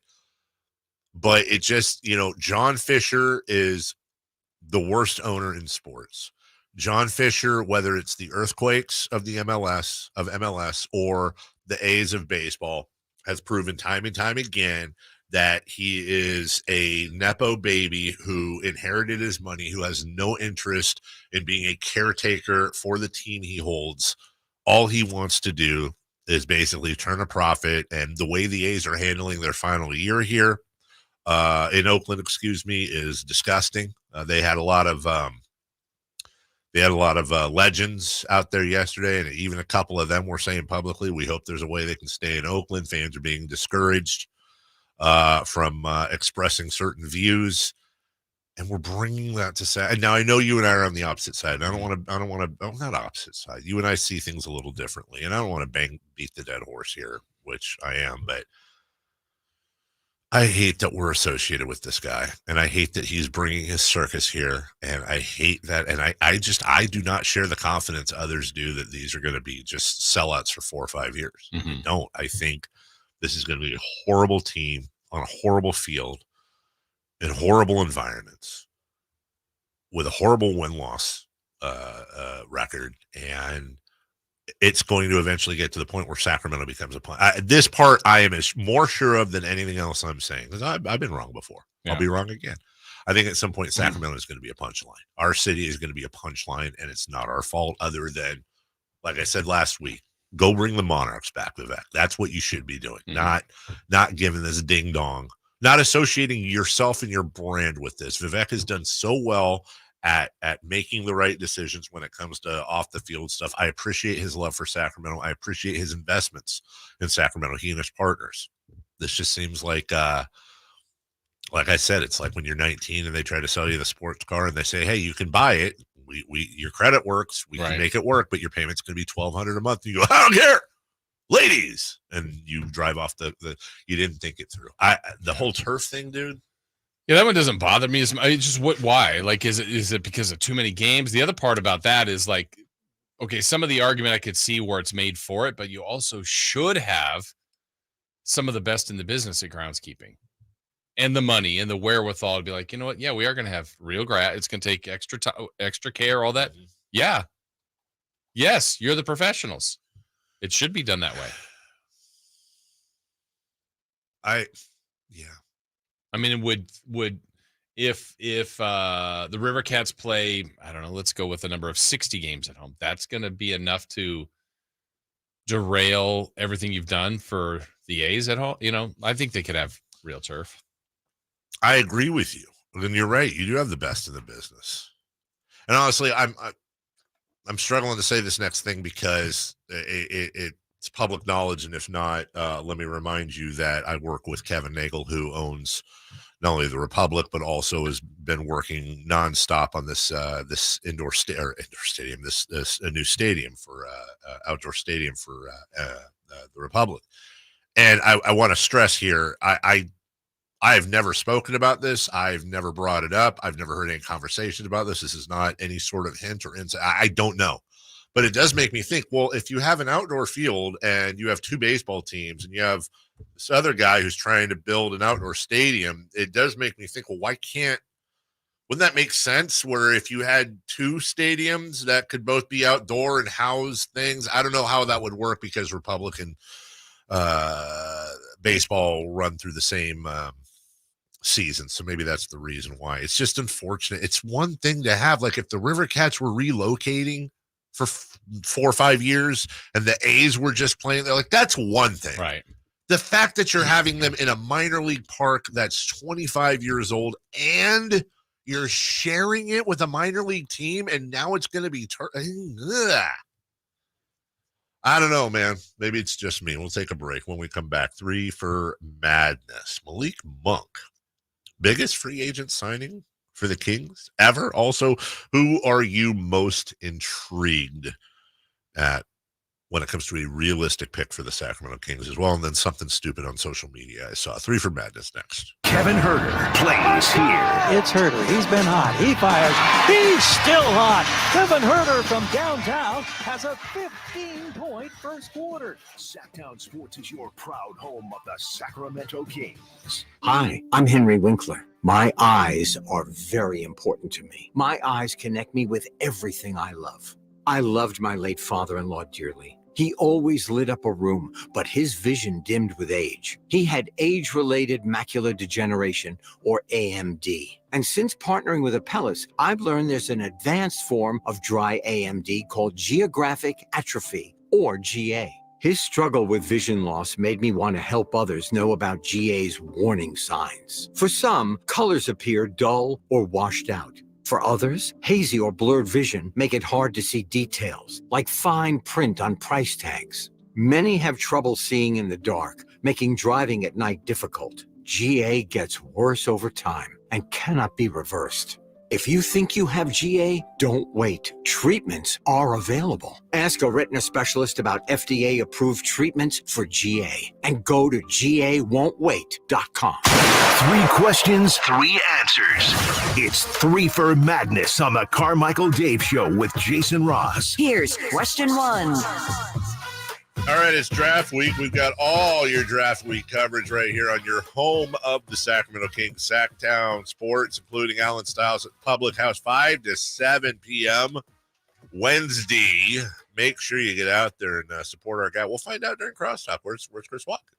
Yeah. Was he not invited? Ooh. Oh, is there some sort of something going on? Show riff? Well, it's like if, rest his soul, whichever one isn't with us, I forget. But what if it was like, hey, come see Siegfried, and Roy was just chilling somewhere? I know one of them passed away. I can't remember. Was it Roy or Siegfried? Let me use a better one. Hey, come to Vegas and check out Penn. Well, where's Teller? Well, Tellering. Teller the one that can't talk? Yes. Or doesn't? Yeah, he does. Come to Sesame Street and see Bert. Best one yet. What about Ernie? Don't know.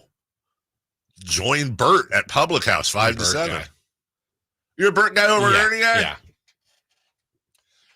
I don't know this to be true, Jason, but I have long held the belief that I believe Bert's inspiration was Mo Howard from the Three Stooges. And I don't know why I think that, but I think I would like to talk to the creator of, I think it was Jim Henson, who I cannot talk to. No. Because he died. But I would like to find out. I feel like I look at Bert and some of his mannerisms, and I feel like he does the only thing that he doesn't do that Mo Howard did, that he can't slap Ernie. He can't be doing that in front of kids. But like the eyebrows, the hair. You see it at all? It's okay if you don't. That's fine. Not sure I do. Best Bert and Ernie episode before we move on, I believe without a doubt, was fishing. Do you remember their fishing episode? They're on a boat. No. Ernie says fishing's easy. Bert never catches a fish. Ernie says you've got to call them. Bert says, I don't know what the hell you're talking about. Ernie goes, here, fishy, and a fish pops in. And then I do remember that. And then Bert tries, but he can't do it. Like he starts on, he's like, here, fishy, that here, fishy, and that Bert doesn't have the same call. Doesn't have the same call, yeah. And Ernie's he's like, no, Bert, you gotta feel it, bro. And then he does it again, and a big ass fish pops in. Whoa, way to go, bro. Not to confirm or deny that I, as a child, actually tried that with my son or with my dad, and he was not entertained. All right, well, let's entertain you with some NBA breaking news right now before we get to When it breaks, we have it first. It's Sactown Sports breaking news. The Cleveland Cavaliers have found their head coach. Golden State assistant Kenny Atkinson will be running the Cleveland Cavaliers. Will that be the Cavaliers with or without Donovan Mitchell? I don't have that answer, Jason. I don't either. And I don't know if bringing in Kenny Atkinson helps at all. But if I'm Cleveland, I'm letting Donovan Mitchell pick the coach. Yeah, and if I'm guessing, I'm going to guess that Donovan Mitchell will not be on the Cavs next year. It does kind of feel that way, doesn't it? Final year of a deal. If you don't think you're going to keep him, there's a lot of thought that he doesn't want to stay there. So then move him. You can get a lot for him. You mean like to the Sacramento Kings? Sure. Fishy! I wish that worked. Yeah. Question 1, please. Someone asked the question, is the biggest free agent signing for the Kings ever? Is this the biggest Kings? That's my fault. I literally wrote this. Someone asked the question. Is this the biggest free agent? I should have put a question mark at the end. And which is this? Monk? Yes. Great question. Let me help out. Somebody asked the question over the weekend, is Malik Monk the biggest free agent signing for the Kings ever? I believe the answer is no. I want to poop on the parade here. It's amazing. It's awesome. It's the best. I'm over the moon about it. I don't think it's the biggest one. Isn't Chris Webber bigger? Player-wise, yes. I think the only reason I would point, I'm not saying Malik's the biggest. I think where Malik, it leans towards he's the one with the, how do I put it? He had more obstacles in his way than any other free agent signing. Does that make sense? You're talking about how we could Chris could not have had more money elsewhere. Right. It was an opportunity. Right. Doug has told the story on air. Look, San Antonio was really coming after him. He decided to stay in Sacramento. So at that time, the Kings and the Spurs were winning championships, but the Kings were championship caliber.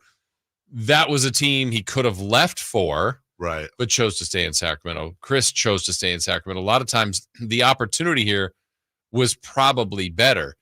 The argument for Malik would be, one, more money elsewhere, and he might have had a better opportunity elsewhere. The grass could have been greener. I don't know that answer, but if Philadelphia signed him, are they closer to a title than the Kings? Feels like it to me. Yes, I agree. Is Orlando? Maybe it's the same, but look, they made the playoffs last year. The Kings didn't. What if some other sneaky team we're not even thinking of was like, oh, we really wanted Malik, and the Bucks did, or I don't know. I'm just throwing out a team. So I think that's where, one, taking less money, two, I think it's a good spot, really good spot for him, but there could have been better spots. So that's the only area, but I'm not saying it's the best signing. Okay. Question number 2, please. Question 2. Who is the most intriguing and realistic pick for the Kings? Let me reiterate. Number 1, I think they're going to trade the pick. Number 2, I don't think they're going to pick this guy if they keep the pick, but I think it's Zach Edey. Now, look, I get it. Ball heads out there are thinking, no, that would be Ron Holland, or that would be this guy, or that. I hear you. I'm not saying he would be the best pick. I'm saying I think if you took all of Kings Nation or whatever, and which guy would give you the most, oh God, I don't know. I can't wait to see this guy play. There's so much potential, but high ceiling, low floor. That to me is Zach Edey. As tall as he is, that's also his ceiling and floor. I think it would be Edey just because he's such an enigma. Yeah. And we just don't know how he's going to do in the NBA. Yeah, I think there's plenty of wings and guards that we all might be infatuated by once we really see them play. But I think intriguing today, this present moment, it is Zach Edey. Now, the other part I will say, what would you say, Dave, the odds are, and I would put them at pretty high or percentage, that there's a player after 13, assuming the Kings take the 13th pick with insert name here, that there's a player that's better after 13. Not a reflection of the Kings, sure, but just a reflection of the way drafts go, that there's a better player after 13. I can tell you this much, and I might be wrong, but I will tell you this much. I would bet my house, my car, and one of my dogs that a player picked after the Kings pick their player, if they do, will be better. Yeah. And I'm not knocking the Kings. I'm saying odds are. It's the way the draft has gone. That's how it goes. I mean, the way you would. Especially this draft. Yeah. So if you're 13, if you're the Kings, and then 5 years from now we go, no, they got the best pick at 13 from where they were. That's what you want. Now, that doesn't happen very often. Also, just figured it out. Guy I talked about on Friday, local football coach that was yes, that you didn't want to name, was also on the return flight. Wow. Yep. was also on the return flight. Same kind of medication? Nope. He was. I think he was. Okay. I think he was dried out by then. No embrace. Think he'd have. I was already sitting down when he came on the plane. It was. I'm sitting. He's standing. It was a handshake with the. What do you call it? Like when you kind of slap hands and then the pull with the fingers. You know what, Chris? When you go like this and then that part. Okay. The handshake and then your fingers kind of pull each other. Not like pull my finger. Anyways, question 3. I don't know. Question 3. There seems to be a calculated effort online to question the histories of both LeBron and Michael Jordan. Is this the dumbest thing about sports social media? It really, really, really, really is. And look, I wouldn't even touch this. So Tom Haberstroh, who's worked for NBC Sports California before, you may remember him from TV, writes this article on Yahoo. A closer look at Michael Jordan's 1988 Defensive Player of the Year award raises questions about its validity. Has LeBron James been chasing a ghost? And then there's this whole thing about, well, hold on, is this a coordinated effort? Is this a coordinated effort by Clutch Sports, which represents LeBron James, to put this out there and then whatever? Then, and you see this on social media, or Jason, maybe you don't, because you don't follow stupid people like I do. There is this weird thing about, and I know it happens in all sports, but I'm telling you, the NBA is the worst. Like, all of LeBron James's accomplishments are Mickey Mouse. Or, by the way, I haven't even looked at the chat, but 3-2-1 for MC, calling him La China. Let's see, has it happened yet? Not yet. Or Michael Jordan played against you have these people that are like upset. It's in their bios. Like, Michael Jordan played against plumbers or whatever it may be. How absolutely sad and pathetic does your life have to be when you're spending that amount of time and effort with your stat research, your videos and all that? And by the way, I'm saying this as a guy who's worked 20 years hosting a radio show about sports, where you're trying to discredit, like, why are you what is in it? You know what? LeBron James is one of the greatest players to ever play the game. You know what else? Michael Jordan is one of the greatest players to ever play the game, if not the best. Why are we so uncomfortable with that? I don't know. And then when you're arguing for one of them, generally what you do is you take down the other one. You're like, okay, if you're a Jordan guy, and that's totally fine. Yeah. You have to admit LeBron's great. And if you're LeBron's better than, Jordan's great. So why are you it's like you knock the other one to help elevate the one you're advocating for. And they're both legends, right? I think it's just a exhausting debate. It is exhausting because one, there isn't a right answer, and there's gonna be plenty of people that say no, this is the right answer. How do you prove it? And as we go to break, give me the breaking news thing again. We don't have breaking news. This is just based on this point. I have breaking news about this question that we have right here. When it breaks, we have it first. Very good. It's Sactown Sports breaking news. Also, it's okay to like Caitlin Clark and Angel Reese. What? You actually can like both of them. You can think they're both great players. Yeah. You can like one more. You can like one less. But you don't have to pick a side. They're not sides. You can like both of them. You can like, you know what, Jason? Controversial statement. I like Michael Jordan and LeBron James. I'm with you. Oh my God. I sports hated Kobe Bryant, but I could respect the hell out of his game and wish that we had him. I don't like James Harden, not as a person, but as a player. Can't stand him. Luka Doncic, getting pretty close to that for me. I don't think they suck. I kind of think James Harden sucks, but that's just me being a hater. I don't get it, man. We'll take a break. We cleared that up. I'm glad we did. When we come back, does signing Malik Monk change the draft? Do we just assume he's going to start? And another thing involving Malik Monk coming out on the social medias that I want to also clear up as well. We'll take a break. We'll come back after this. Subscribe to Sactown Sports on YouTube and watch the Carmichael Dave Show with Jason Ross, Stiles and Watkins, and the Drive Guys. Live Monday through Friday from 6 to 6. Plus view archive shows and exclusive content. Subscribe at youtube.com/Sactown Sports. The light is fading, your hands are sore, and the last tool has been put away. Now is the time to feel the satisfaction that comes with a job well done. But when you get your tools from Harbor Freight, something about the job feels a little different. Your wallet. Because we believe that everyone deserves hardworking tools at hardworking prices. And that's what we have here. So, whatever you do, do it for less at Harbor Freight. Get in zone, AutoZone. Welcome to AutoZone. What are you working on today? On America's birthday weekend? Why not stop by America's #1 brakes destination?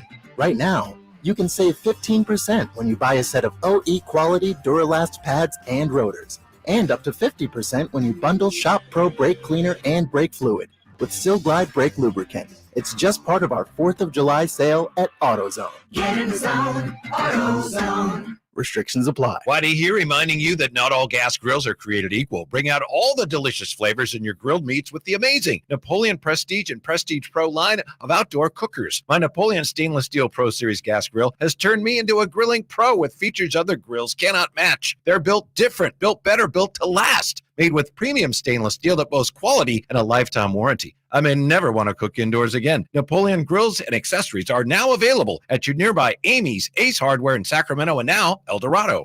Since 1776, July 4th has been celebrated as the birth of American independence, but it's been a federal holiday only since 1941. Hi, this is Frank LaRosa with a word about Naturewood Home Furnishings. It was a mere 7 years later when the Keys family opened their first Naturewood store in Sacramento. And I guess Northern Californians have been celebrating ever since. We celebrate an incredible selection of furniture brands made right here in America. We celebrate the kind of generous hometown hospitality that was important to Walter Keys in 1948 and continues with the Keys family and the Naturewood Home Furnishing staff today. And we celebrate the kind of quality that's been synonymous with Naturewood for all these 76 years. Look for made in America brands like Stanton, Sam Moore, Stickley, Hilltop Hickory, Simply Amish, and more during the Naturewood 4th of July sale event. Find the furniture that you will celebrate for years to come. Naturewood Home Furnishings, off Highway 50 at Hazel. Look for the water wheel. NBA basketball returns to Golden One Center this July 6th, 7th, and 9th for the California Classic Summer League games. 3-day passes in the lower level start at just $66 and include access to all 6 games. See your Sacramento Kings as they host the San Antonio Spurs and Charlotte Hornets, featuring newly drafted rookies, NBA sophomores, and other athletes competing to make NBA rosters. Visit kings.com/California Classic for more information and to buy your tickets.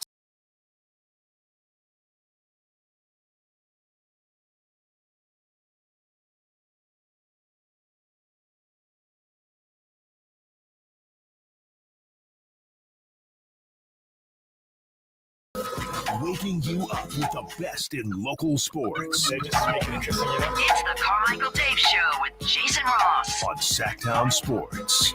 You know, part of our job here is to keep you up to date on all things going on in the world. Jason, I don't know if you know this yet, but you know what's going to dominate the news this week? And there's a lot of stuff going on. It's a beef. Are you aware at all of the beef that's going to dominate? I'm telling you right now. It hasn't happened yet? Oh, it's happened. It's the first lob has been thrown. Oh, it's a fresh one? Uh-huh. I don't think I know. You're better off, but I'm about to tell you. The lead singer of the Foo Fighters, Dave Grohl, rock legend, Nirvana, Foo Fighters. I like him. I just think it's funny how you said that. This is gonna be a whole beef, just a side of beef. This is Dave Grohl at his concert over the weekend. I'm telling you, man. He's talking about Taylor Swift, by the way. He says, I'm telling you, man. They're both playing in London at the same time. They're both playing in London at the same time. You don't want to suffer the wrath of Taylor Swift. And how many American beefs have started in England historically? Let's remember that. So we like to call our tour the Errors Tour because I feel like I just realized I haven't listened to this whole thing. I have. I can't remember if he swears or not. Chris, does he swear, yes or no? I don't think he does. Just have your hand ready, would you? We've had more than a few. Okay. I don't think he did. Oh, there it was. Okay. Damn it. I didn't hear it. I did. Dave Grohl insinuates that he says, we're going to call our tour the Errors Tour instead of the Eras Tour because we have a lot of errors because we play live, unlike Taylor Swift. So he is accusing her of not playing live. Now, here's the thing. Dave Grohl, I love Dave Grohl. I love his music. I love the fact that he has gotten into barbecue and now regularly has these giant barbecue cookouts for the homeless and all kinds of, he's a very charitable, very, very good guy by all accounts. Just a cool dude, man. What's the win here, Dave?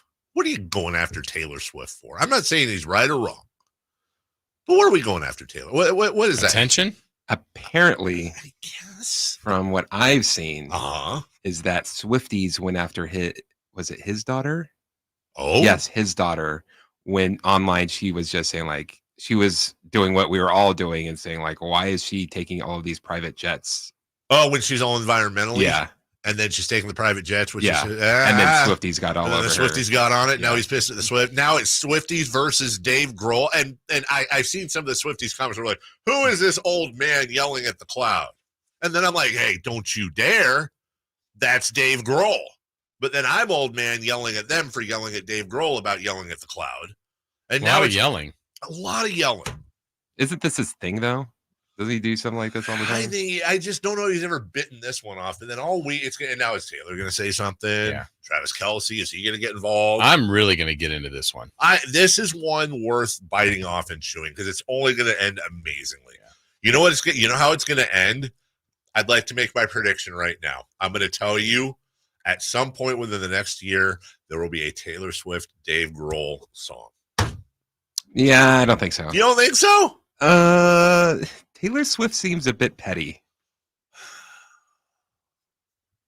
Well, so's Dave Grohl, but yeah, that doesn't support my point. I'm rooting for a Dave Grohl Taylor Swift song. Why not? I think you might be waiting a while. You think so? Yeah. Well, stay tuned. And then if it happens, I'm going to told you. And then if it doesn't happen, we will never speak of it again. We'll completely forget. Speaking of social media, it's been, I don't know why I keep bringing it up, but because I'm an idiot. Somebody posed a direct question, and I know in 3 for Madness we talked about this, and they were kind of different.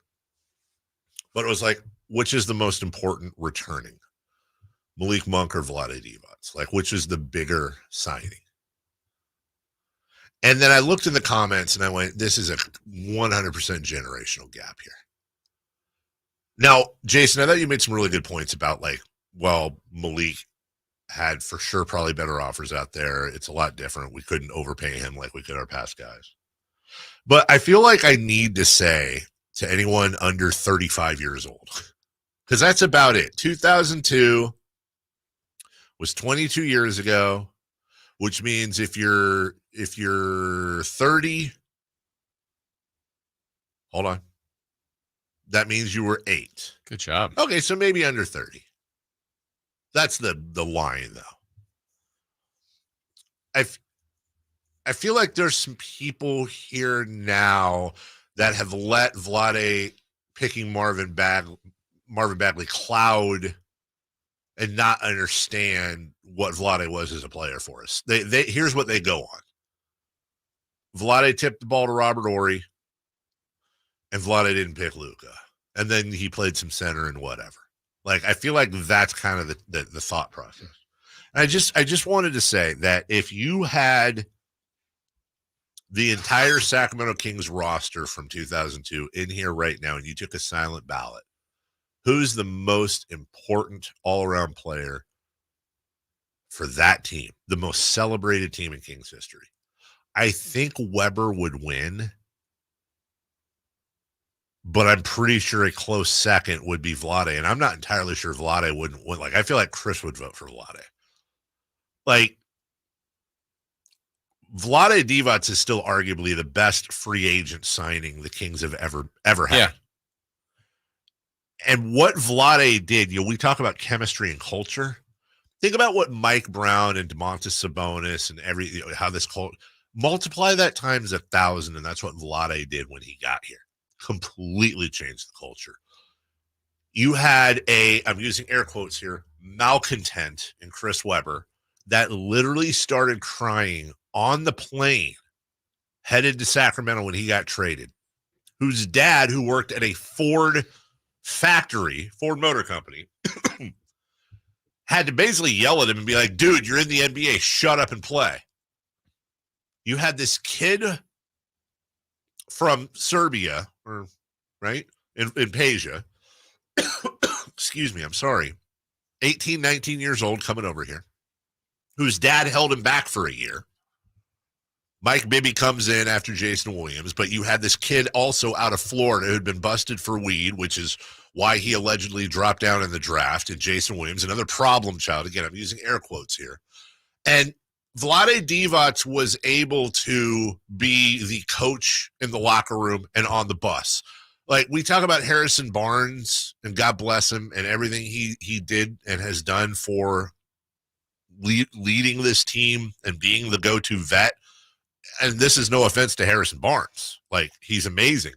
Again, times that with by 1,000. Vlade is the ultimate chemistry guy. He's but then you look at his numbers and it's like, he averaged 9 points instead of 10.7 board.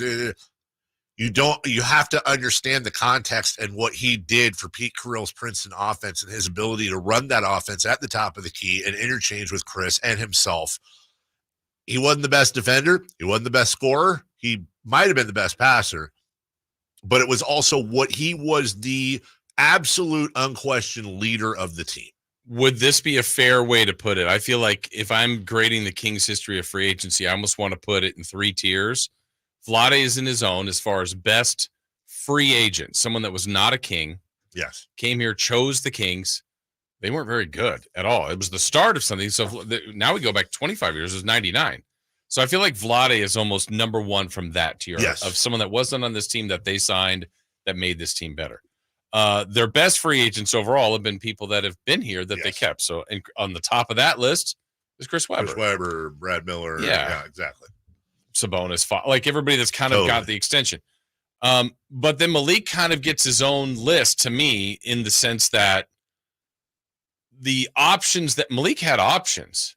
He truly chose Sacramento for probably more of the opportunity and what it's been here as opposed to the money. So I feel like they're at the top of the class, but almost in 3 different tiers of free agency here, 3 different lists. And I want to, it's going to sound like I'm trying to counter something you said, but I actually want to augment what you said. Okay. Just bear with me. When you say Vlade chose to come here, and as you know as well as I do, we weren't his first choice. Right. He was done with the Lakers. They were bringing in Shaq. They just drafted they traded him for Kobe, then the whole thing. And he was in Charlotte. He was in Charlotte. Yeah. He wanted to come back to LA. He lived in Pacific Palisades. Right. He had a young family, and he wanted to be close to them. Lakers didn't want him. Tried to work something out with the Clippers. He couldn't. Sacramento is the next best thing. Sacramento, or I guess Golden State. And I don't know if that was ever a conversation. So Sacramento wasn't even his first choice, but he made the choice. Yeah. He still came here and then completely embraced. Mm-hmm. Well, I was just going to say embraced the culture, but he created the culture out of nowhere. And as a lot of this fan base sits and, is doing the whole poke money with the stick, do something like you have no idea what it was like in the same offseason. We're going to hire Rick Adelman. We're going to draft Jason Williams with the number 7 pick. We traded for Chris Webber. Was that the year Peja came over as well? Mm-hmm. Okay. Peja, this guy we drafted a couple years ago, is finally coming over. And I think that's it. And then you said Jay Will, right? I said Jason Williams. Yeah, Jason Williams was drafted number 7. Weber came over. Rick Adelman. And then Vlade Divac. Yeah. You had almost overnight a completely different team, and I will never forget his first game. Jason Williams' first game wasn't perfect, but you could see the flashes. And then at one point, I think it was in the 4th quarter, it was like a double between the legs dribble, pop-up 3, hits it. And I remember Grant screaming, "This kid has ice water in his veins," or "This rookie has ice water in his veins." And you knew that there was something different about this team. Yeah. And it's like, I think everybody in that moment was like, oh, buckle up. Something's going on here. We're on to something. And Vlade was the epicenter of that. So It's a completely different conversation. We'll take a break. When we come back, is anyone, I just want to spend a quick minute on it. Is anybody watching these Olympic trials? And I have some Olympics question for you. Also, we'll get to Malik Monk starting as well, and a couple of other things. Coming up at 9, we'll have Brendan Nunes for a double segment, amongst other things. And I also want to talk to you about my good friends at American Energy Heating and Air. It's a Monday. Welcome in. And it's hot. Oh, my goodness gracious. It is hot. Bad time for your HVAC system. You know, the thing is, they say bad time for your HVAC system, your air conditioner to poop out. Yeah. But maybe your system is working. But ask yourself, is it working well? Here's some ways to find out. Well, when was the last time you had it serviced? When was the last time you had any sort of technician come out and service your system, clean your filters? I mean, think about that. When was the last time you cleaned the filters? And I've watched them clean my filters before, and I get them done not as often as I should, to be honest with you, but I do get them done. And when you see the stuff that is coming in from outside that is filtered into your home, it's kind of insane. And you go, what have I been breathing? So you don't have to worry for the whole thing to break down. You can also just get it done, whether it's having the whole thing tuned up or getting yourself a new system, which is going to save you money in the long run. Your bills are going to go down. It works efficiently, straightforward, and you're getting all that from a company with an A+ from the Better Business Bureau. Been serving the greater Sacramento area since 1981. You can give them a call at 916-520-9990. That's 916-520-9990 or AmericanEnergyAir.com. American Energy, making the uncomfortable comfortable. All right, the Olympics and more Malik Monk next. The only place you'll find De'Aaron Fox is Sactown Sports. Spins away from the defender, in the paint, soft floater. That's a great play by De'Aaron Fox. Hey, Sacramento, it's De'Aaron Fox, and you're listening to the home of the Sacramento Kings, Sactown Sports. Your local sports leader. Recurring automated marketing text messages. Consent not required to purchase. Message data rates may apply. Taking Nugenix Total T makes a huge difference for me. Nugenix? That's the testosterone booster with TV ads with Frank Thomas, right? Are they still giving out complimentary bottles? Yes. Text radio to 321-321 right now for your complimentary bottle of Nugenix. Download the free Upside app to earn real cash back every time you buy gas. Cash out anytime to your bank account, PayPal, or e-gift card. Download the free Upside app now and use promo code GIFT for an extra 25 cents per gallon cash back on your first fill-up. That's promo code GIFT. The light is fading, your hands are sore, and the last tool has been put away. Now is the time to feel the satisfaction that comes with a job well done. But when you get your tools from Harbor Freight, something about the job feels a little different. Your wallet. Because we believe that everyone deserves hardworking tools at hardworking prices. And that's what we have here. So, whatever you do it for less at Harbor Freight. At the Good Feet store, we take pain very seriously. Whether in the foot, knee, hip, or back, Good Feet makes over 300 styles, flexibilities, and sizes of pain-relieving arch supports. With 26 bones, 30 joints, and over 100 muscles, tendons, and ligaments in each foot, a lot can go painfully wrong. So there's a trained arch support specialist at each Good Feet store to give you a precision fit. Come in for a free fitting and test walk. No appointment necessary. Good Feet arch supports are HSA, FSA eligible. The Good Feet store in Sacramento, Roseville, Vacaville. Online at goodfeet.com. It's the Make This the Summer event, and it's going on now at Lodi Chrysler Dodge Jeep Ram. Hi everyone, Leonard Harrington here, and I want to tell you how we make your buying experience at Lodi CDJR as easy as possible. You can come in for a visit, or you can do everything online at LodiCDJR.com. Just pick out the make and model you want and scroll through our large in-stock inventory. Next, schedule a test drive at the click of a button. If you want to finance your vehicle, you can start your paperwork online too, saving you plenty of time before you get here. And if you're looking to sell your vehicle or looking to buy, we'll give you an instant cash offer online too. At Lodi Chrysler Dodge Jeep Ram, we make it easier than ever to put you into a new vehicle. It's what we do. Online at LodiCDJR.com or in person. We're right off 99 in Kettleman, where we're open till 9 every night and Sundays after church. Prices are better at the Low Price Center. Lodi Chrysler Dodge Jeep Ram. Visit us at LodiCDJR.com.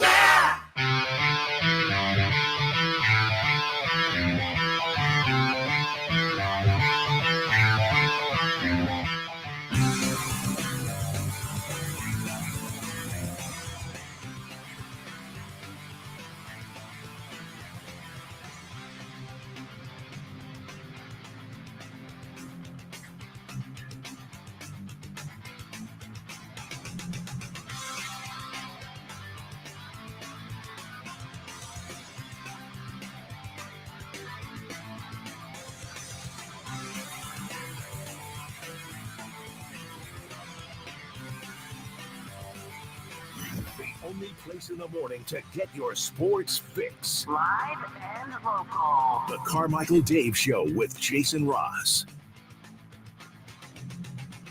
Why do we care so much about the Olympics? It's a bunch of events we don't care about for the most part. It's none of the teams we root for. Yeah, it is. That's where I was going. I think the team. The team. And it's like we don't care about swimming outside of the Olympics. And by the way, look, blanket statements always. Maybe you care about swimming, sir, or you care about archery, ma'am. But I'm saying the collective we. It's like everything is magnified. Like, what are your favorite events? And it doesn't have to be in any order. Just give me a couple of your favorite events at the Olympics. For sure, track. Okay. So that encompasses a lot. Mm-hmm.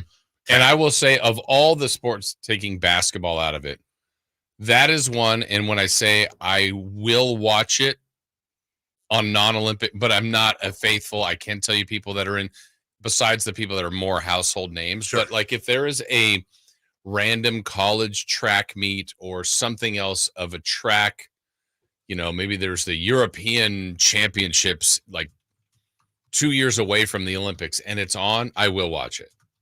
I don't seek it out, but if I see it, I go, I like track and field. So track and field, swimming, gymnastics, I would say. And then I'm generally intrigued by just a lot of the other events. Sometimes but basketball certainly will be one, but just checking out some of the other things that it has to offer. I think a couple years ago they had maybe it might have been the first time some sort of skateboarding was in it. Again, not the biggest fan, but it's like I think where they're great is the storytelling. And then if you get hooked on somebody like, oh wow, he grew up with this and this and this, or she did that, and you go, oh well, I'm rooting for them now. So that's where they're good to me. Breakdancing is a new sport this year. Oh, I am in. Wait, what? Yeah. Breakdancing. Seriously? Mm-hmm. How do I not know this? Wait, really? Yeah. What? Yeah. No, it's not. Is it? Mm-hmm. How do I not know this? Breakdancing is an Olympic sport? Holy crap. How is it judged? It's just judged? Yeah. Like it's anything like else. gymnastics. Right. Gymnastics. They did 4 flips. Well, they didn't stick the landing. I'm going to give them a 9.2. Oh my God. Really? Are they going to play Jam on It? Because that's a great breakdancing song. That's your first question.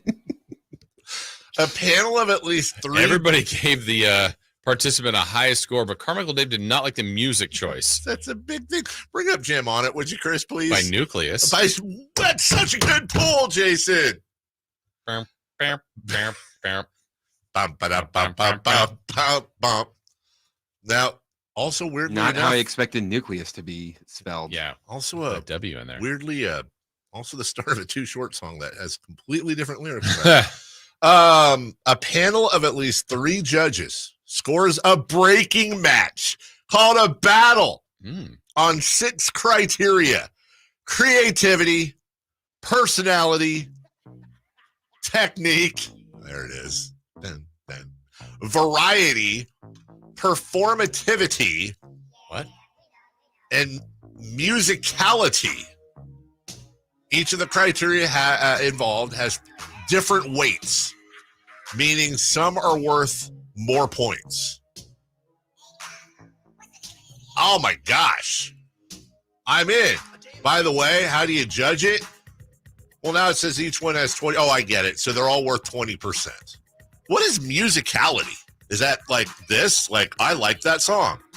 This is a breakdance. Like if you go out and Like Frank Sinatra. Yeah, or like Shake It Off by Taylor Swift. That's not a good break. Well, maybe it is. It's different. Vocabulary. I mean, I'm looking at it right now. Look, vocabulary? What the hell is that? Anyways, well, I'm here for that. That sounds like something you'd see on the Ocho. There's no swearing in this, by the way. No.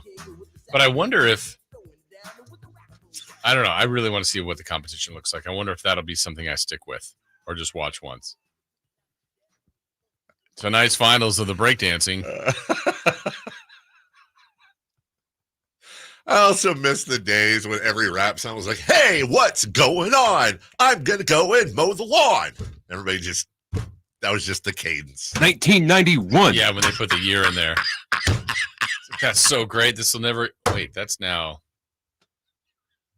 Wasn't that 33 years in old. Chuck D? That was about 1989. Yeah, that was, you always throw out, and then Snoop Dogg was like, I think his was 99 or something. When the Chronic came out, God, I can't remember. 99 to the 2000. Honestly, I gotta find it. Who was it? Was it? It was.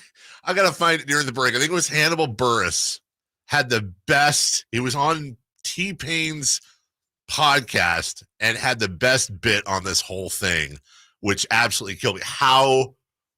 How it used to sound. And by the way, these are the legends. These are, I'm not disrespecting anyone, but my goodness, I'm here for it, Jason. We're gonna have a lot more Olympic conversations, but I'm into it. It's USA. Absolutely. I wish there was a way to keep it going. We're always for more things to watch. Yeah, but I kind of like the novelty of every 4 years. We get caught up in it. Yeah, you're right. And then every 2 years is like between that is like the winter, but also you get like and more pro Summer Olympics. Right. We'll take a break. When we come back, NBA rumors. Where's Paul George going? What the hell is Chris? Who wants Chris Paul? And what free agents intrigue you the most? And how do we get in the breakdancing competition? How do we get in the breakdancing competition? We'll do that next. Did you miss any part of our live local shows? Don't worry, you never have to miss them again. Check out SactownSports.com and search our podcast page and play our shows when you want. The Carmichael Dave Show with Jason Ross, Stiles and Watkins, and the Drive Guys. Plus, other podcasts like Return of the Empire, Return of the Roar, the Stingers Up podcast, and Golf to Go with Frank LaRosa. They're all available right now on SactownSports.com. I didn't ask to be thrown in the streets with nowhere to go. I didn't think I'd survive.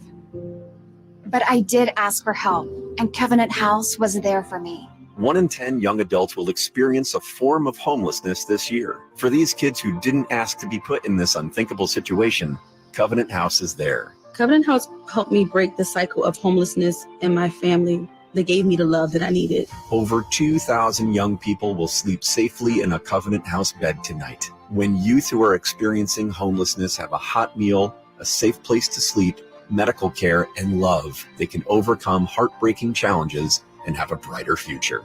They just really genuinely just wanted to help me succeed, and I'm succeeding. I'm a speaker, I'm an author. Covenant House really helped me and really helped mold me into the woman I am today. If you or someone you love is asking for help, go to safeplacetosleep.org today. I'm Craig Ashton of the injury law firm of Ashton & Price. Whether you've been injured on a bicycle, as a pedestrian in a slip and fall, auto, Uber, Lyft, or big rig accident, you need Ashton & Price in your corner. When you call Ashton & Price, there's no chatbot telling you to hit 3 for accounting. You're greeted by a real live person who will immediately transfer you to an experienced attorney. The consultation's free, and there's never a fee until you win. Remember, for the best advice, don't think twice. Call Ashton & Price. Slash presents Serpent Festival, a celebration of the blues. Friday, July 12th at the venue at Thunder Valley, starring Slash, Warren Haynes Band, Samantha Fish, and Eric Gales. It's gonna be a steep climb. Don't miss an all-star night of blues, Friday, July 12th at the venue at Thunder Valley. For tickets, visit ThunderValleyResort.com. Serpent Festival. Hey, basketball fans, the draft is coming up, and you don't want to miss it. Join Sactown Sports 1140 for a draft watch party at Public House downtown, corner of 16th and L Streets on June 26th from 5 to 7 p.m. Draft day decisions and delicious eats with Sactown Sports. Power Business Technology is proud to be 100% independent, locally owned, and managed Toshiba copier dealer. Local ownership cuts out the red tape, allowing ourselves to never be too busy to personally answer the call when our clients need us. Recognized for excellence in service execution, training, and customer service, we're proud to be named a 2022 Toshiba ProMasters Elite Dealer. Contact us today for all of your business printing needs at 844-POWER-BZ. That's 844-769-3729, or visit us at PowerCopier.com. There is a different vibe at night at the Hagen Oaks Range, powered by Top Tracer. It's more relaxed, with golfers and newbies side by side enjoying the technology used on televised golf tournaments. Play a variety of fun games. Play Pebble Beach. Compete against friends at the Hagen Oaks Driving Range. Or treat yourself to 9 holes on the Mackenzie putting course. Hungry? The Hangout Food Truck offers burgers, chicken strips, and more. And don't forget to check the summer-long free concert schedule at the Hagen Oaks Driving Range, Fulton Avenue and Cap City Freeway. KHTKAM Sacramento, KYMX HD2 Sacramento. From the Power Business Technology Toshiba Studios, your flagship station for the Beam Team. Should we light the beam? Light the beam, baby. Sactown Sports. The Carmichael Dave Show. He's on the microphone when he's not on the microphone. He's playing a song, and when he's not playing a song, he's on the microphone, and then boom. With Jason Ross. No, he didn't. Yes, he did. Call or text at 916-339-1140. It's the Carmichael Dave Show with Jason Ross on Sactown Sports. All right, I found it. Here's Hannibal Buress. I think it's on T-Pain's podcast a while back on old school hip hop. And let me I did unmute it, didn't I? Am I unmuted there, Chris Roland? Oh, here we go.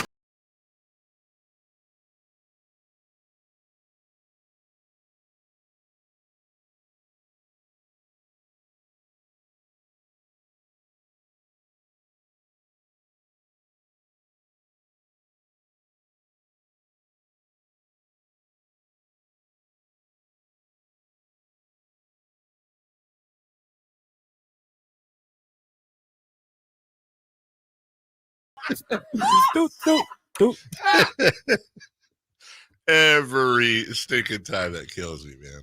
I like the doot. Dude, that's the best part. I think that sounders are gonna live with us for a doot. Welcome back. It is Carmichael Dave, Jason Ross, Chris Roland on a 100-degree Monday. Ooh, 100 today? Yeah, it's your favorite. You love Pool it. time. This is pool time. All right, so free agency, Jason. Paul George to the Knicks. Maybe. Actually, I think that'd be a really good move. I think I'd help him defensively. Not that he can't do other stuff, right? Obviously. But remember last week, I think we asked the question: what after Boston won that 7 teams in 7 years? The Knicks are pretty good, and if they got someone like Paul George, I mean, why couldn't they be a serious threat? They were really good this year. They had a few injuries too at the wrong time, but between what Brunson's become, they've got the good defense already. I mean, there's a good energy back in New York. That'd be a pretty exciting addition. I wonder if who wants to play for Tom Thibodeau though? Is that changing? Right. I mean, it's a results business, right? So the results are good right now for Tibbs and the Knicks. And maybe the draw is the Knicks as opposed to Tibbs.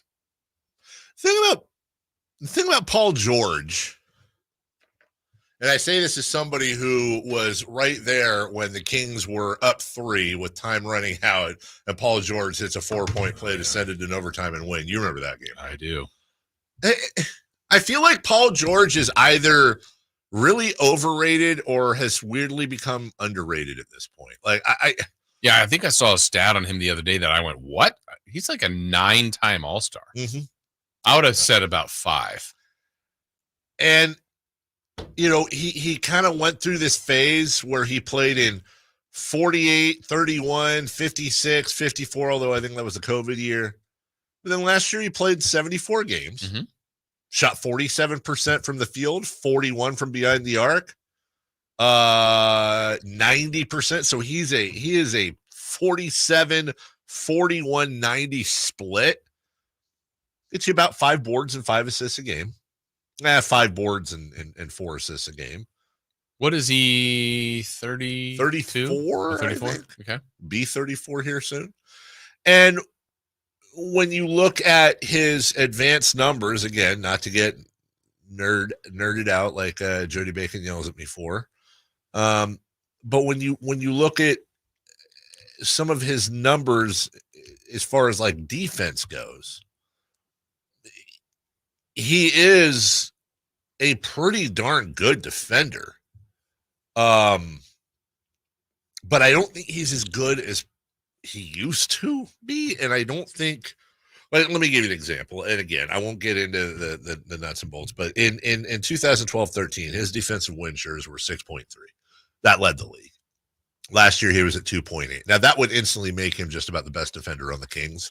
But whether he's lost a step, sometimes your surroundings on the team can hurt you. It's why the Clippers, to me, remain. I never count them out because, God, if you have Paul George and Kawhi Leonard anchoring your team, that's a hell of an anchor on the wing. That was the thought behind it, right? It really was. And it just hasn't.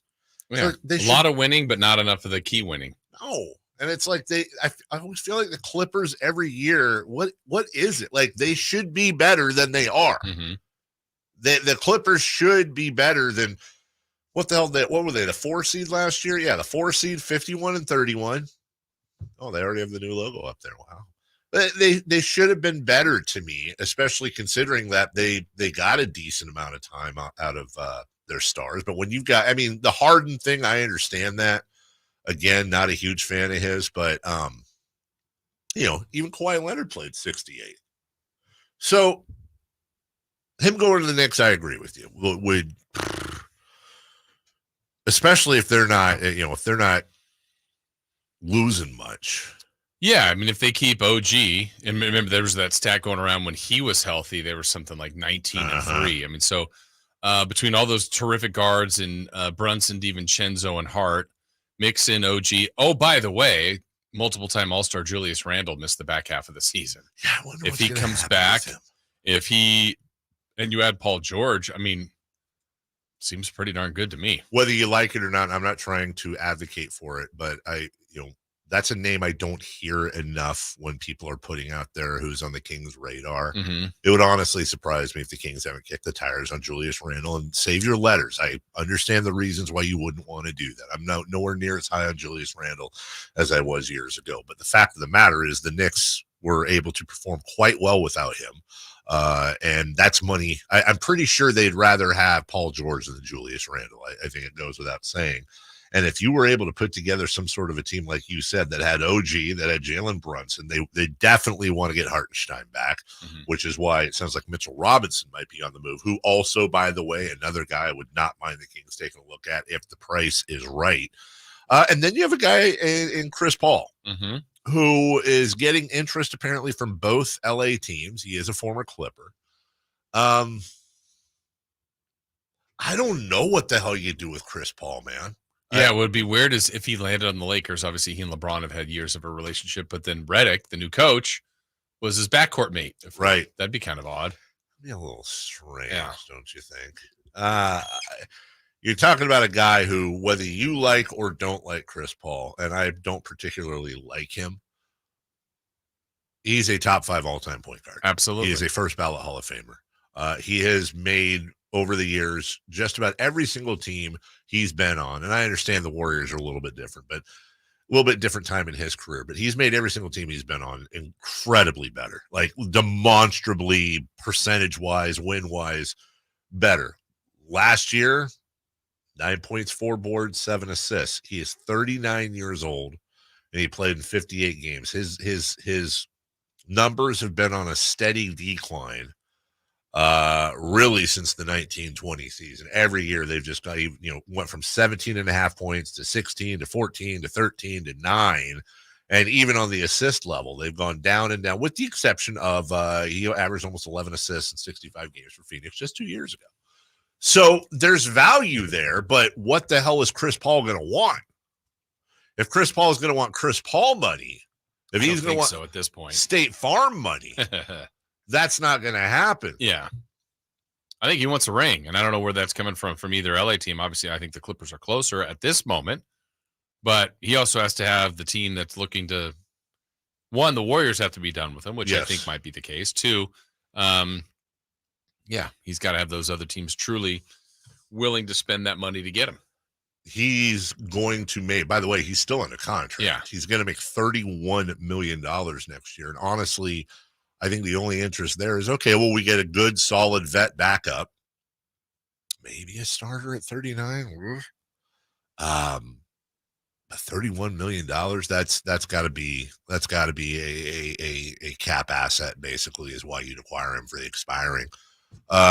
Relax, everybody. I'm not saying nothing here, but also I think it's important to point out that Ben Simmons is another huge contract that hasn't been talked about a lot, who also is going to be an expiring asset this year. And Jason, why do you bring him up?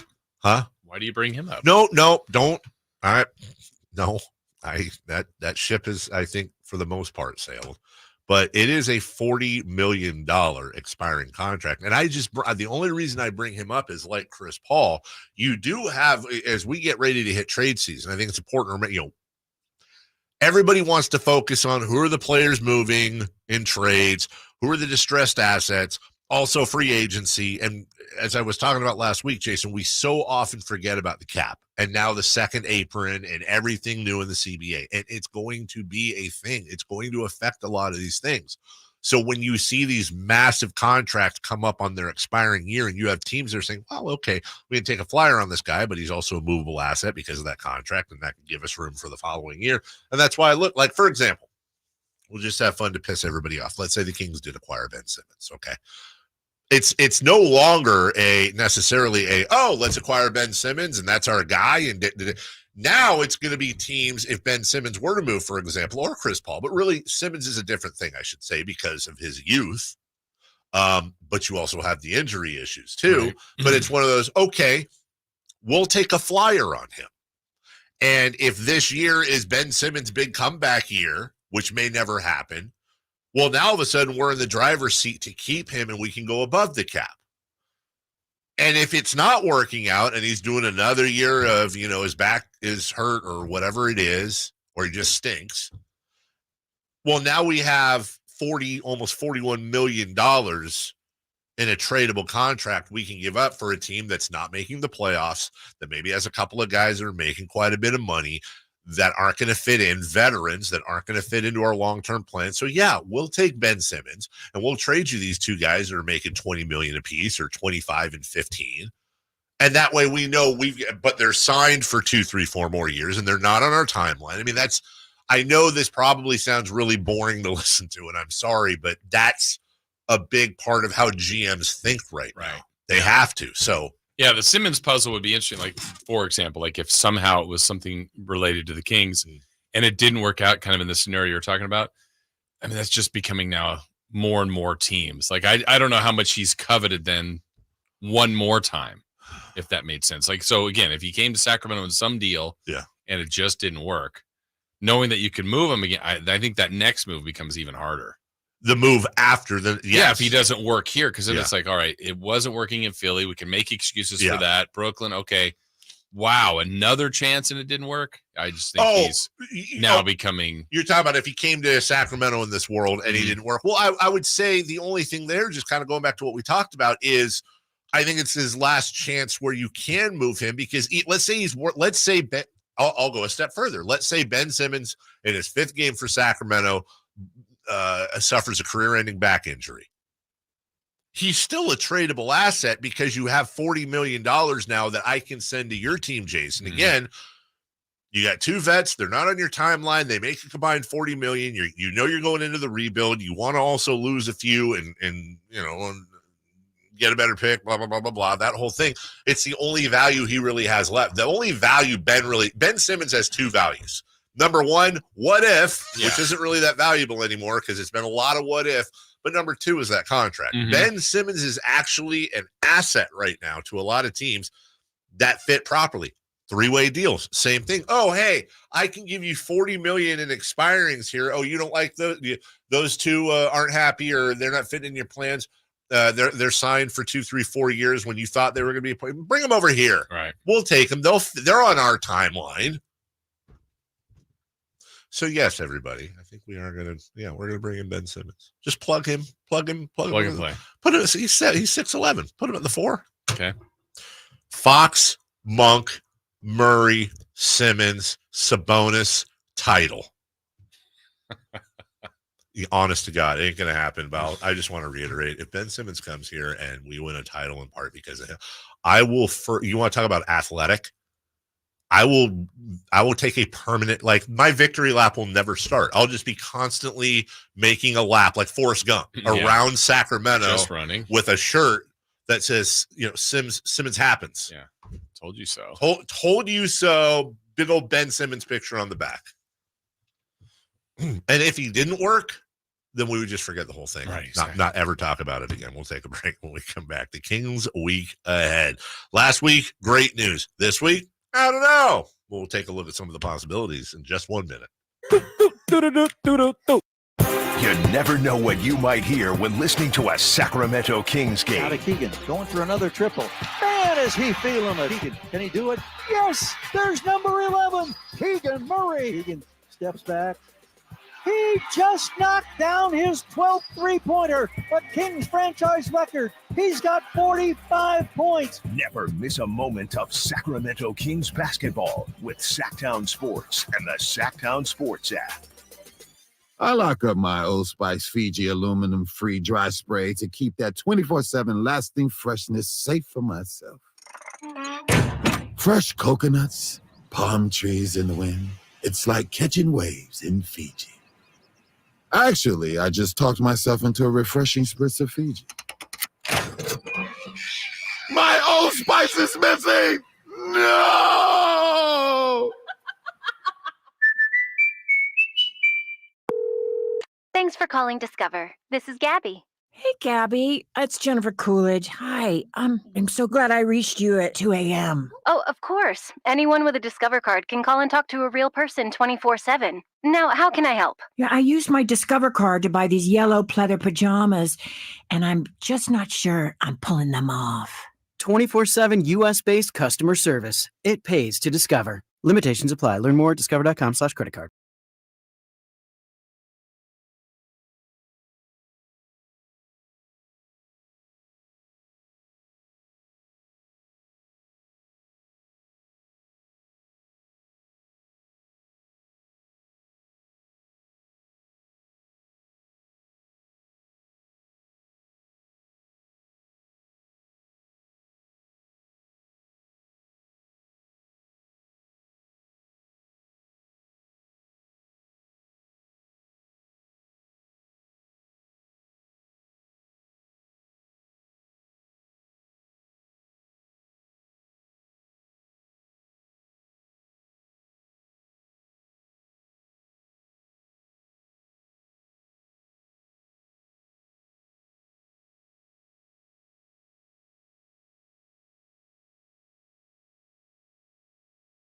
Yeah, doing a little helicopter. You know, the one thing anybody can do the helicopter, right? You just have to figure it out.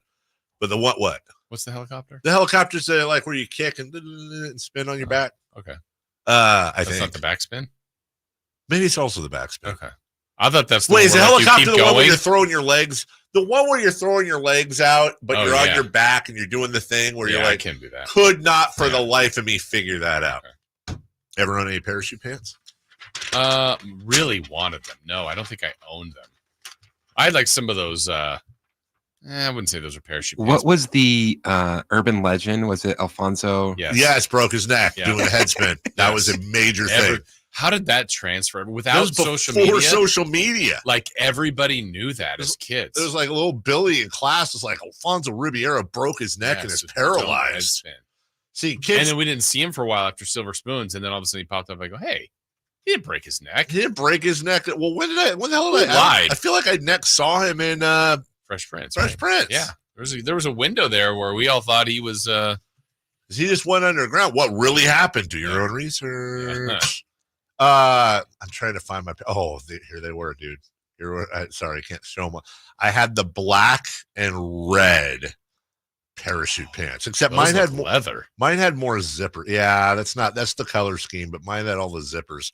And then man, I'll tell you, I wanted that Michael Jackson Thriller jacket so bad. Oh, those were the days, baby. We are going to watch breakdancing in the Olympics. 100%. Remember breaking? Of course. I mean, we still use Electric Boogaloo. Yeah. Electric Boogaloo, for those 40 and over, is still what you say anytime a movie has 2 after it. It could be Avatar 2. Yeah. Electric Boogaloo. Electric Boogaloo. Yeah. Or I throw in the college years. Avatar 2, the college years. What was that for? Saved by the Bell? Saved by the Bell, the college years. Electric Boogaloo. Yeah. Wasn't Saved by the Bell the one where the one girl got high on Adderall or something and freaked out? No, caffeine pills. Caffeine pills? Yeah. It was a very valuable lesson. Mr. Belding wasn't having it. Does that happen? I'm not saying does that happen, but like we didn't have all these newfangled energy drinks. So you know what we had, Jason? We had Jolt Cola. We were high on life. Jolt Cola, which probably had all the sugar of about a 6-pack of Coca-Cola, and God knows how much caffeine. And you roll Friday night, little ColecoVision, maybe some Nintendo. You roll in with a 6er of Jolt Cola and a 6er of near beer. I'm trying to remember if I had a Jolt I paid my taxes. You don't remember if you ever had a Jolt Cola? I don't think I did. I would definitely remember it. It was Jolt, and the T was a lightning bolt. Yeah. Was it a red can or like a yellow label? Or something? Yeah, it was. I think it was a red can. Yeah, here. Oh, look at that classic. I know this isn't important. Well, here's what I want to know. Yellow label, a yellow lightning bolt. Who the hell owns the Jolt Cola brand? Because I got to tell you something. Yeah, why wouldn't that be back? That would be perfect in these That's days. what I'm saying. I was discontinued 4 years ago. That's it? It was originally made by the Jolt Company of Rochester, New York. I'm going to tell you right now, I wonder if they're selling it. Because if they're selling it, I think we should buy it. The company? Just the name. Yeah. And then put out an energy drink. You'd have all kinds, the whole over 40 set, which needs to stay awake. They're challenged. Yeah. Jolt is a recognizable brand. Jolt. Is it? You know what it is, right? Yeah. Me? Yeah. If I say Jolt Cola, you know what it is? Yeah, but like I never had it or I'm telling you, anyone in the chat right now who is 40 or over is like, yeah, I grabbed me a 6er of Jolt Cola, hit up Blockbuster, rented it back when you could rent a Nintendo, maybe rent Duck Hunt, or you didn't have to rent it. It came with it, but you get the one with the light gun, and let's go. That's a nighttime. Pack a Big League Chew in your back pocket, grape or watermelon. Or original. Yeah. Nothing had more of a deeper original bubblegum flavor than Big League Chew. Yeah. And it's funny in retrospect that you had this entire generation of little tiny kids that were raised to chew something exactly like tobacco, but it tastes amazing. Yeah, but don't do tobacco. But don't do tobacco. Just chew the gum. It was only sold at Dollar General stores from 2017 to 2019. I'm telling you, somebody's got to grab that brand and just bring the old can back, maybe some newfangled whatever, and put some energy drink garbage in there and just rebrand. Hey, Jolt Cola for those over the hill sleepy people. Boom, there's your tagline, dude. Jolt Cola, if you're old and need to be awake. Yeah, there it is. We just did a whole marketing campaign. All right, let's focus. The King's Week, not the King's Speech. The King's Week. It's a very important week, Jason. Last week, great news. Malik Monk stayed. It's amazing. At the end of this week, is there something that could happen that doesn't involve a free agent or like? Is there somebody that the Kings could draft and you'd be like, yeah, this is a good week? I feel like my reaction to like the excite meter. What is it? Excitement meter? It's excite meter. Yeah. Or the one that would give me a jolt the most would be, and I say this without knowing the potential of the trade, but I feel like the trade. So I'm assuming trading the pick and a player or several players for a new player. That to me, again, now the trade in my mind is going to be a good one. I don't know what the trade is. There's a chance they can make a trade and go, oh, I don't like that trade. But I'm assuming it's a good trade. That would probably get me more excited than if they took a pick at 13. I completely agree. The problem with taking the pick, it's like I'm automatically going to be excited to see that. Yeah, player. And the pick may be the better choice. Maybe incredibly the better choice. Yeah. But part of the reason why I hope to make a trade, honestly, is and this sucks because people will remember this when we were doing it on Thursday and Friday. But like, I hate draft grades. Oh yeah, that. But hate them. The other part, like, it kind of came to the reality for like as exciting as it was. Friday's show was so great, all Malik all the time, and they brought Mike Brown back, and they have Malik Monk back.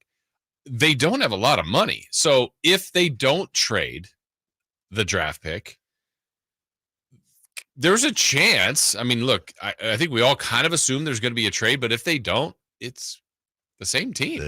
And I'm not saying that's entirely bad, but I think a lot of people would not be happy. Very much not. They could have better results than last year. They could be the best team in the West.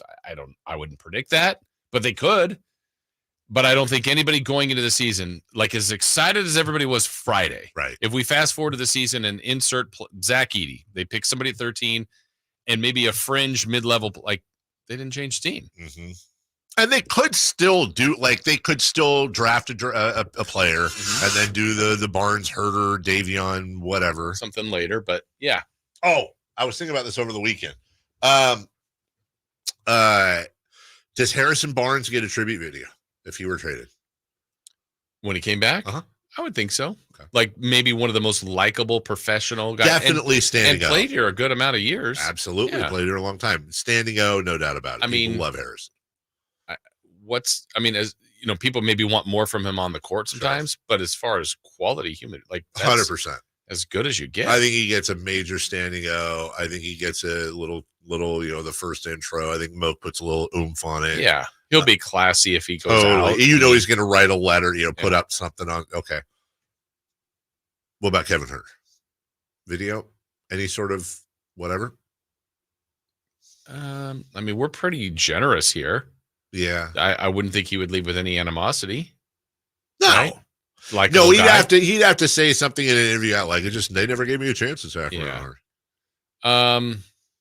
Well, let's go back. How many tribute videos have there been? Boogie had one. Weber had one. This just happened this year. I don't think Tyrese got one. I thought he did. Did he? Yeah, I thought he did too, actually, now that you mentioned it. I thought he got I was there and I can't even remember. I know he got a good ovation. Joel Cole. Yeah. But Kevin Martin got one, I thought. Maybe. I can't remember where the hell he went. Where did Kevin was it? Yeah, I think you're right. Yeah, or OKC. Didn't he go to Houston with Francisco Garcia? Was that trade? Yeah. So. Cisco didn't get one. But he got a good ovation. Mm-hmm. I do remember that. Yeah,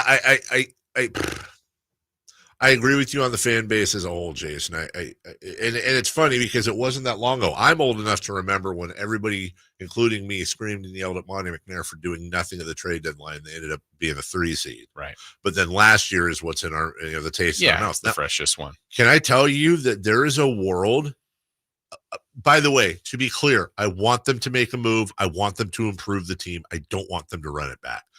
Let me be incredibly clear about that. I have to acknowledge, though, there is a world in which basically the same team plus draft pick comes back next year. They make serious noise in the playoffs, and in the end, the narrative is going to be the postmortem, if you will. When you look at all the great teams, they've been together. This is Monty talking. They've been together a long time. Continuity. We've always felt like we have a contending team. They just need time to gel and grow together. And this year, the Western Conference Finals aren't our ultimate goal, but just making them, this is kind of a testament to where we're at. That combined with some of these other teams kind of falling off. Yeah. And that is a scenario that could happen, by the way. Yeah, and the move could be starting Malik. Yeah. It's like that's a little bit of a different wrinkle. And you're building around Keegan and Fox and Sabonis already. So they're not changing out the lineup. Yeah. So if Malik goes into the starting lineup, and even if it's Barnes that starts, I don't know. I mean, these are all things that still can be very fluid and change. And I guess in theory, they could make a trade during the year, like near the deadline this year, with some of the same roster. But yeah, some exciting times ahead. We'll take a break. We're going to have your draft coverage all week long, by the way, and we'll pop in and out of it. Don't forget this Wednesday for the draft, we'll have Alan Stiles out at Public House 5 to 7. What's that address again, Christopher? 16th and L Street. 16th and L Street. Make sure you get out there, hang out, watch the draft, bring your phones. Could be a moment. The Sacramento Kings could very well draft a player that is going to put them on top of winning a championship this Wednesday. Don't you want to tell your kids where you were? And don't you want that to be with Alan Stiles? I would. I would too. I may very well pop out there. Well, I know Chris says he's gonna. Yeah. I may very well be there that night. We'll take a break because it is going to be a special night. Yes, it is. Do you have something to say, Chris? I didn't say it was a definite going to be there. I'm going to try and be there. Some backtracking. Join Alan Stiles and Chris Verlaud at Public House 5 to 7 this Wednesday when we come back. What the hell do you like about the Summer Olympics, by the way? We got to dip our toes into this as well. What do you enjoy the most? And is there a specific event? I asked Jason earlier. He said, track, I want to delve a little deeper. I'm going to put you on the couch there, Jason Ross. I'm going to pull out my back scratcher. I'm going to get you nice and talkative and talk Summer Olympics. We'll do all that right after this. On the move? Got somewhere to be? Take Sacramento Kings basketball with you. The Sactown Sports app will let you stay connected to your passion. Never miss a moment of Sacramento Kings basketball with the Sactown Sports app. Sacramento weather is brought to you by Bonnie. I'm Tamara Berg in the KCRA 3 Weather Center. It is Monday. We're out to a new work week. Plenty of sunshine to be expected for today. Comfortable morning start leads into a very warm afternoon. Highs will peak today in the upper 90s. Get the latest forecast on the KCRA 3 News and the KCRA 3 app. It's been said an ounce of prevention is worth a pound of cure. And when it comes to a nice, cool summer, it's so true. Right now, get a complete air conditioner tune-up for just $59. Bonnie. Plumbing, sewer, electrical, heating, and air. Bonnie.com. Some restrictions apply. License 696-355. Feel the thunder. It ignites something inside of you. Lightning and the thunder. Sets alight an elevated state of being. Days are pure exhilaration.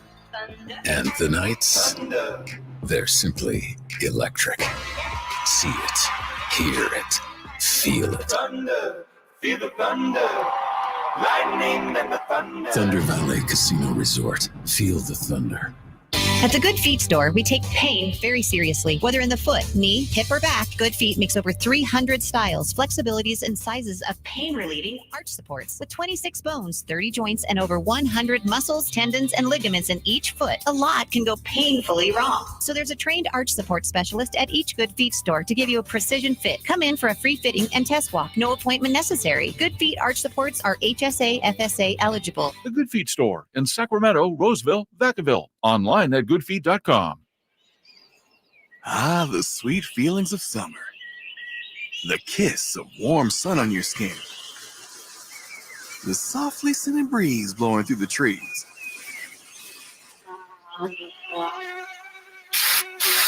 Don't worry, you have Off Clean Feel, fragrance-free mosquito repellent that feels good on skin, so even mosquitoes can't ruin those sweet feelings of summer. Off Clean Feel. Prevention is the best protection from mosquitoes. Not to brag, but Progressive's Name Your Price tool is mankind's greatest tool ever. Even better than the wheel. Sure, without the wheel, we wouldn't have modern transportation or funny videos of dogs riding skateboards. But without the Name Your Price tool, we wouldn't have easy access to auto insurance options based on our budget. And, well, cars do need wheels. They also need insurance, and insurance never goes flat. Learn more about the greatest tool ever, the Name Your Price tool at Progressive.com. Progressive Casualty Insurance Company and Affiliates. Price and coverage match limited by state law. Not available in all states. Shop Folsom Lake Kia for special offers right now. I'm Coach Doug Christie urging you to visit my friends at Folsom Lake Kia and save big on your next new or certified pre-owned vehicle right now. Visit FolsomLakeKia.com. Carmichael Dave here for Capital Casino. Sacramento summertime heat is back. And of course, Cap Casino, Sacramento's #1 poker room, wants to invite everyone to soak up some air conditioning, still with the most variety of table games in the region. And as always, the best food, best service, and the best action, conveniently located in downtown Sacramento. Capital Casino, of course, reminding everyone to please make sure you gamble responsibly. 1-800-GAMBLER. Increase leads and get more customers. We create tailored digital marketing strategies that deliver results. On your next campaign, aim higher. Go to aimyourdigital.com and get started today. aimyourdigital.com.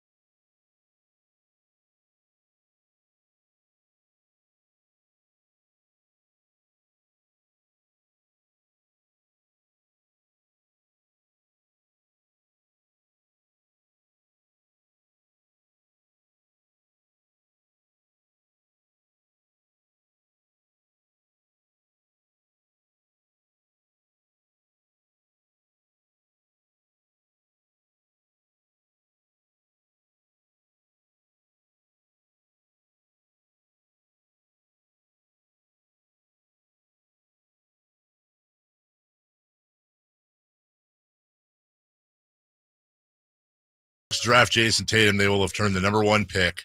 Remember, they traded down to the 3. They will have turned the #1 pick into the 5th best player in the draft, along with the Kings first rounder in 2019. That's what he said. It's a pretty bad take. And then somebody said, well, who's your top 4?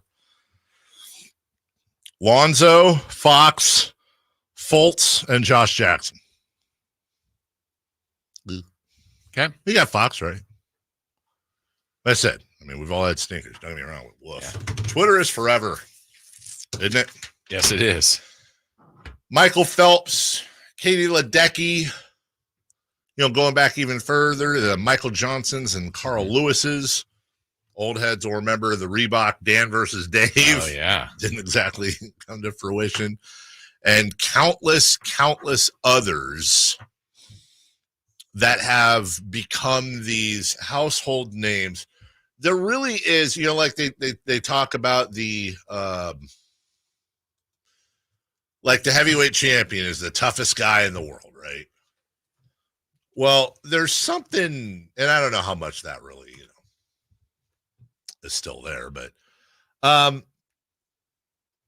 there's something about being an Olympian. Sure. An Olympic athlete. And I don't I shouldn't probably feel this way. Am I wrong for like the NBA players? It's like they're Olympians. Yeah. Like I don't doesn't feel the same. No, right? It Right. doesn't. It doesn't feel the same as like Jonah Johnson from Muskogee, Indiana, who is going to win the pole vault. Well, and some of it too is a little bit unfair, like just the way sports are divided. Like, for example, I see you've got like Michael Phelps up there, or Simone Biles, or track Carl Lewis. Some legends of Olympics. Mary Lou Retton. But like Michael Phelps could win multiple gold medals in a Olympic session, where someone could. I have one event. Right. I won the gold, and I've done it. it three times in 12 years or 9, whatever it would be. Yeah, 12 years. Why am I not considered? I'm a 3-time gold medalist. Right. Well, Phelps might win 6 in Olympics. Yep. So I think that's he's going to be the most decorated Olympian. Right. And again, now I feel like I'm not, but he has more chances. Those are the ones that I always feel like those are the ones that is a unique thing in the Olympics where it's like Jason Ross has trained since birth for this thing. And this is he's 22 and he's in his prime, and oh my God, he just suffered an injury, or he fell coming out of the gates, or he false started twice. Disqualified. And it's like, you have to wait 4 more years, and you might be too old, weirdly enough, by then. That is brutal. I hate those Oh stories. my Like 2 false starts and you're out, and it's like, wait, you're the favorite, and they can't even get the anthem and their gold medal. I wrote down a couple of other events this year that I think I'm going to be interested in. Okay. So my standards are always track, swimming, gymnastics. I think that's not I think unique you're right. to me. That's probably the most popular. We mentioned breaking. I think that's going to be interesting. I do like beach volleyball. I generally watch that. I do too. No, I do. No, I do. I'm with you. Volleyball as well. Volleyball, you're absolutely right. Volleyball is a blast. And by the way, with all the gender arguments going on, I also think that, like, okay, well, the WNBA is a little brother sister to the NBA and this and that, whatever. The LPGA is maybe more than anything. I think you can make an argument that the women's events outshine more men's events in so many. Like, for example, gymnastics. Yes, I'm more into the women. Right, but it's not close to me. I'm more into women's figure skating, which is Winter Olympics, but. Track and field, I'm more into Sha'Carri Richardson and that whole thing than who's our guy, the one that said world champions, like that guy, whatever. Okay, go ahead. Volleyball, same thing. I love women's volleyball more than men's volleyball. I like diving. I love diving, dude. Okay, I don't get it. I mean, I get it, but like, holy crap, diving, right? Like, you're 1,000 billion feet in the air or whatever, and they're doing like 77 twists, they're spinning 900 miles an hour, 18 backflips, and then bloop, you go straight in. Like, how do you even know? No splash. It's insane. I wrote down things that might intrigue me as well. Trampoline. I remember watching that before. That was insane. Did you watch Trampoline? I did, and I love that you wrote these down because you're 100% right. Like, we have all been on a trampoline before. I've not done what they're doing. Not even in, like, I did a backflip on a trampoline once. Was like, I did it! Like, these fools are doing like triple Lindy's like it's nothing.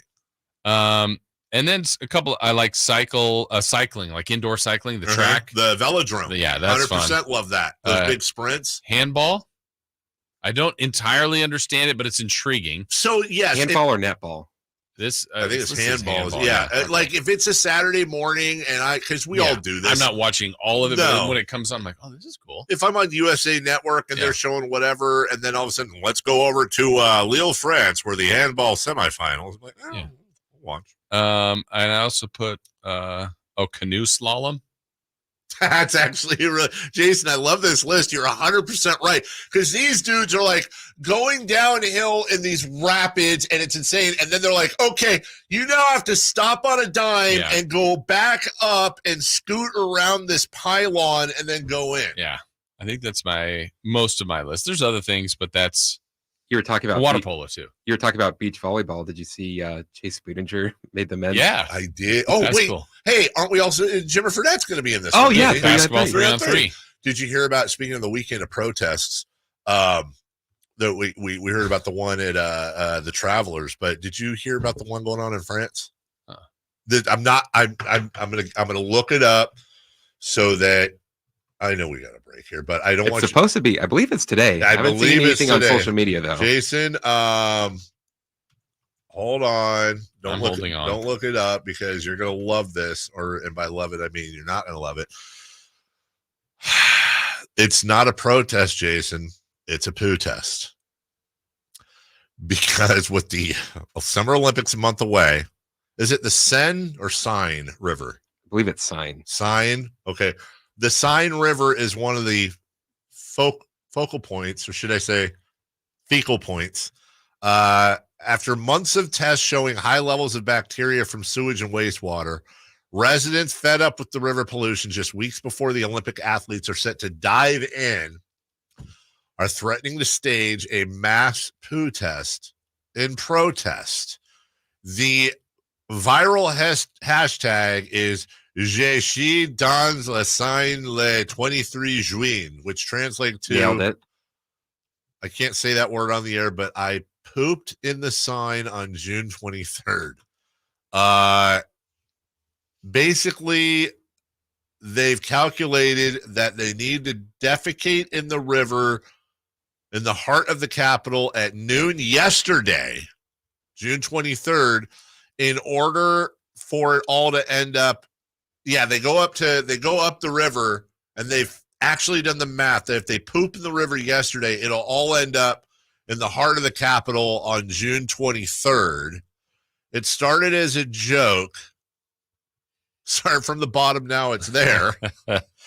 And apparently it's a real thing, and there's E. coli in the river, and now we're going to expect these athletes to dive into the river filled with logs.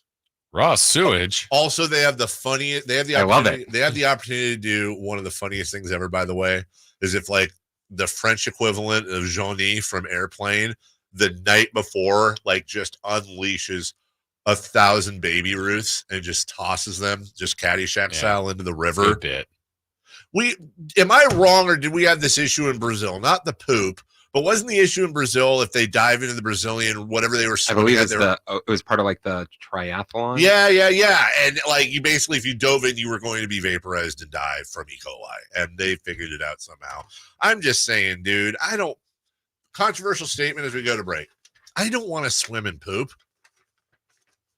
Also, if you swim in lakes or rivers, go in the river. That's what you're doing. Yeah. Just remember, when you're in a body of water that's not a pool, you're always the road team. And sometimes a pool. Yeah. Great point. That's why I don't swim in the ocean a lot. That's a road game, dude. You don't know what's in there. You have no idea what's deciding to roll on through from the depths. That's not a fish. That's not a fish. That's a big brown trout. We'll take a break. When we come back, who's fish. You're fishy. Who's on, who's not, and we'll go streaking. That's apropos. We'll do all that now.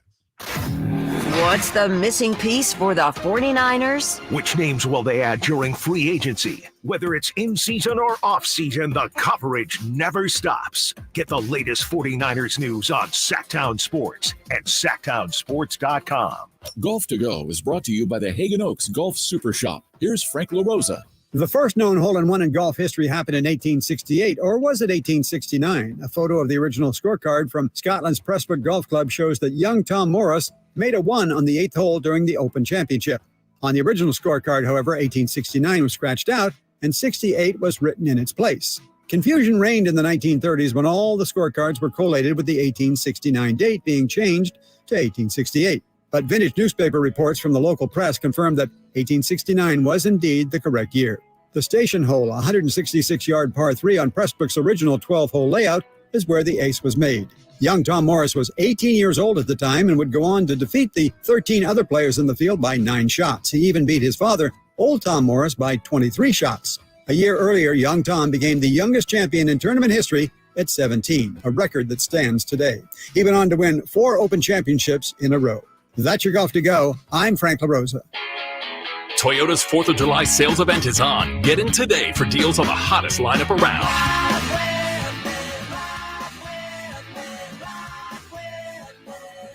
Don't miss a low lease on the fully redesigned 2024 Tacoma or low 1.99% APR on 2024 Tundra and Tundra Hybrid.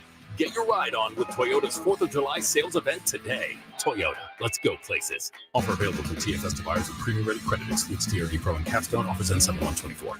Slash presents Serpent Festival, a celebration of the blues. Friday, July 12th at the venue at Thunder Valley, starring Slash, Warren Haynes Band, Samantha Bish, and Eric Gales. It's gonna be a steep climb. Don't miss an all-star night of blues, Friday, July 12th at the venue at Thunder Valley. For tickets, visit ThunderValleyResort.com. Serpent Festival. What's hot and what's not. Brought to you by American Energy Heat and Air, making the uncomfortable comfortable. Head to AmericanEnergyAir.com to find out more. What's hot? Yeah, hot.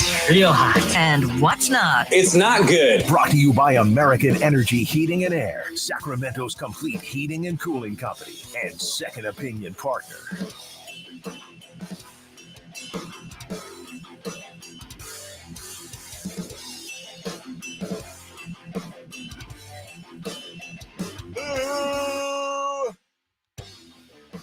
Is hot. The Edmonton Oilers. Yeah, they are. The Oilers in the playoffs have a 5-0 record in elimination games. And after going down 3-0 to the Florida Panthers, the Oilers came back to tie the series, and they outscored the Panthers 18-5 to force a Game 7 tonight. Oh, and I'm watching. Yeah, you are. I am Hockey watching. Dave. Yeah. Who's not? The San Francisco Giants. No, they aren't. On their road trip, they went 1-5 against the Cubs and Cardinals and were outscored 37-26. Yeah, they suck. And you know the sad thing is they suck, and I'm going to end up still paying Old and Polynese $100 because the wild card, because 19 teams make the wild card, and they're going to be one of them. And they suck. You want to know who else is hot? Ricky Fowler. Since 2012, say what you want about his career, he has 6 wins on the PGA Tour, including a Players' Championship, though he has 0 majors. Oh, wait. I'm sorry. Scotty Scheffler also has 6 PGA Tour wins plus a Players' Championship and 1 major. He's done that since March.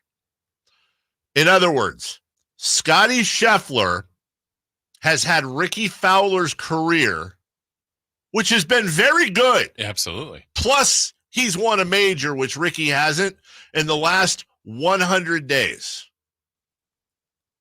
That's insane. But he's not playing against the live guys. Did you see the clip of I know, right?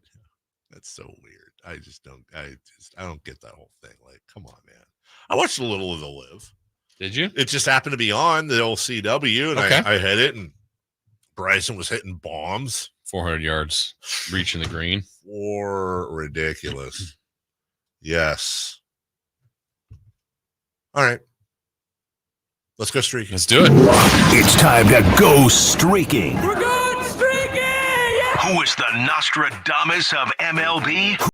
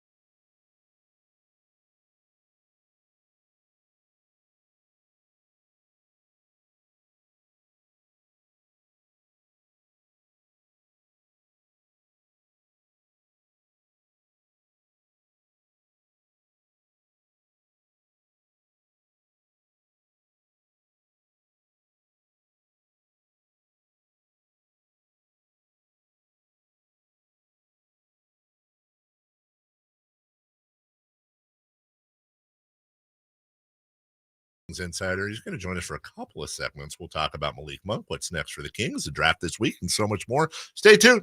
Next.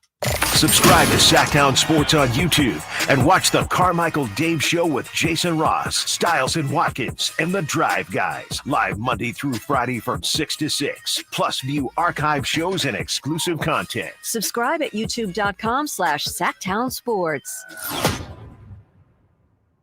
I didn't ask to be thrown in the streets with nowhere to go. I didn't think I'd survive.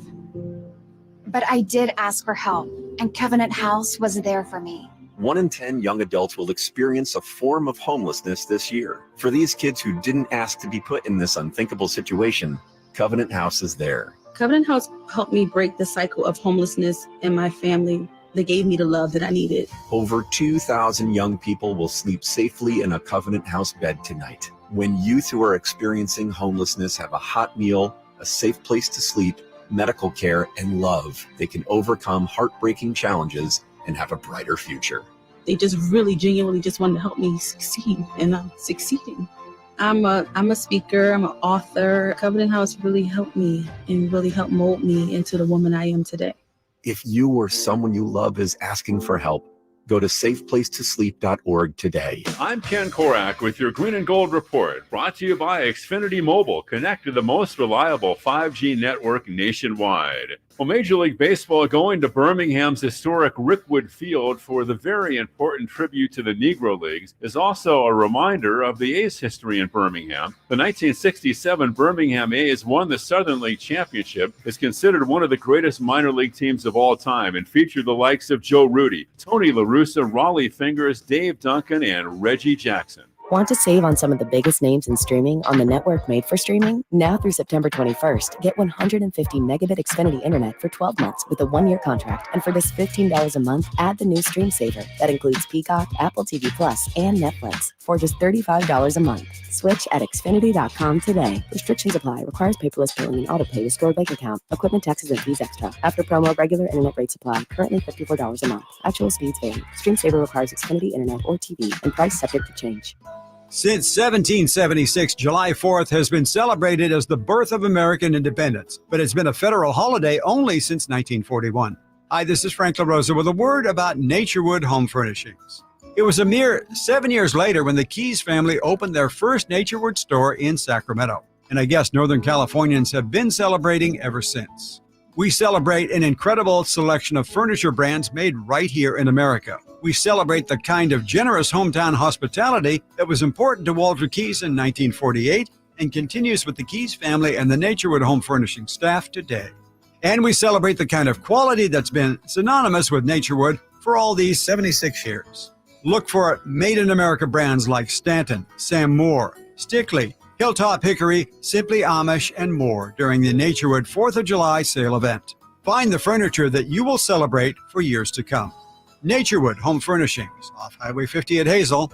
Look for the water wheel. Hey, what's up, everybody? It's Kyle Draper from Mercedes-Benz of Stockton. The July 4th holiday is right around the corner, and now's the perfect time to come celebrate with incredible lease offers from Mercedes-Benz of Stockton. Drive home your dream car right now for just $444 per month with just $4,000 down. Or you can enjoy 1.99% APR on select certified pre-owned models. Get your dream car today and enjoy it over the holiday weekend. Just head on down to Mercedes-Benz of Stockton or online at mbofstockton.com.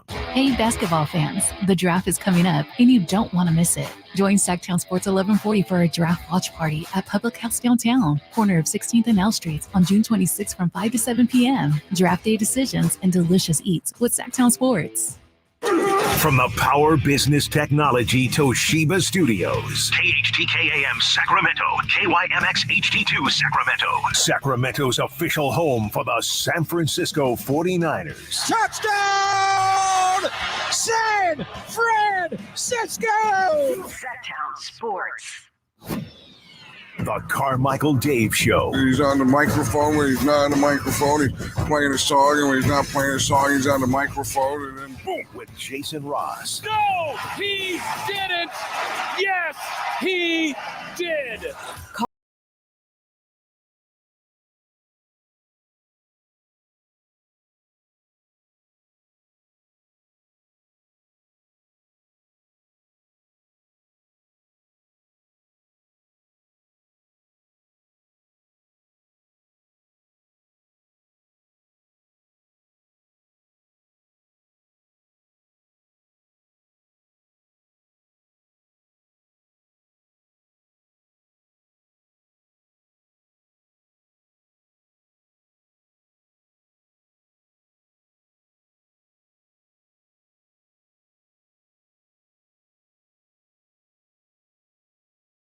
to jump in. Yeah. No podcast experience at all. No Nope. podcast experience. Yeah. What are we going to do? That's right. Oh, sorry. Chris was telling us in our ear to scoot, and apparently You thought it meant you. Yeah. Am I good with the monitor here? Oh, yeah. I see. We're in frame. We're The okay. Sactown Sports Kings Insider, Brendan Nunes, with the classic slam Isaiah Thomas Celtics cover.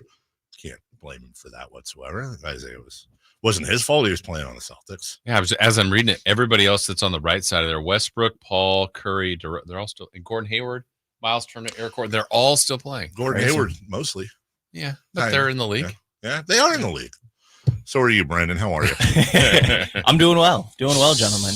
We're getting to Newsweek. I'm excited. Well, we had some last week, and I will ask you, and no shame in the game here, on a scale of 1 to 10, 10 being, 1 being, how surprised were you when you heard the Malik Monk news?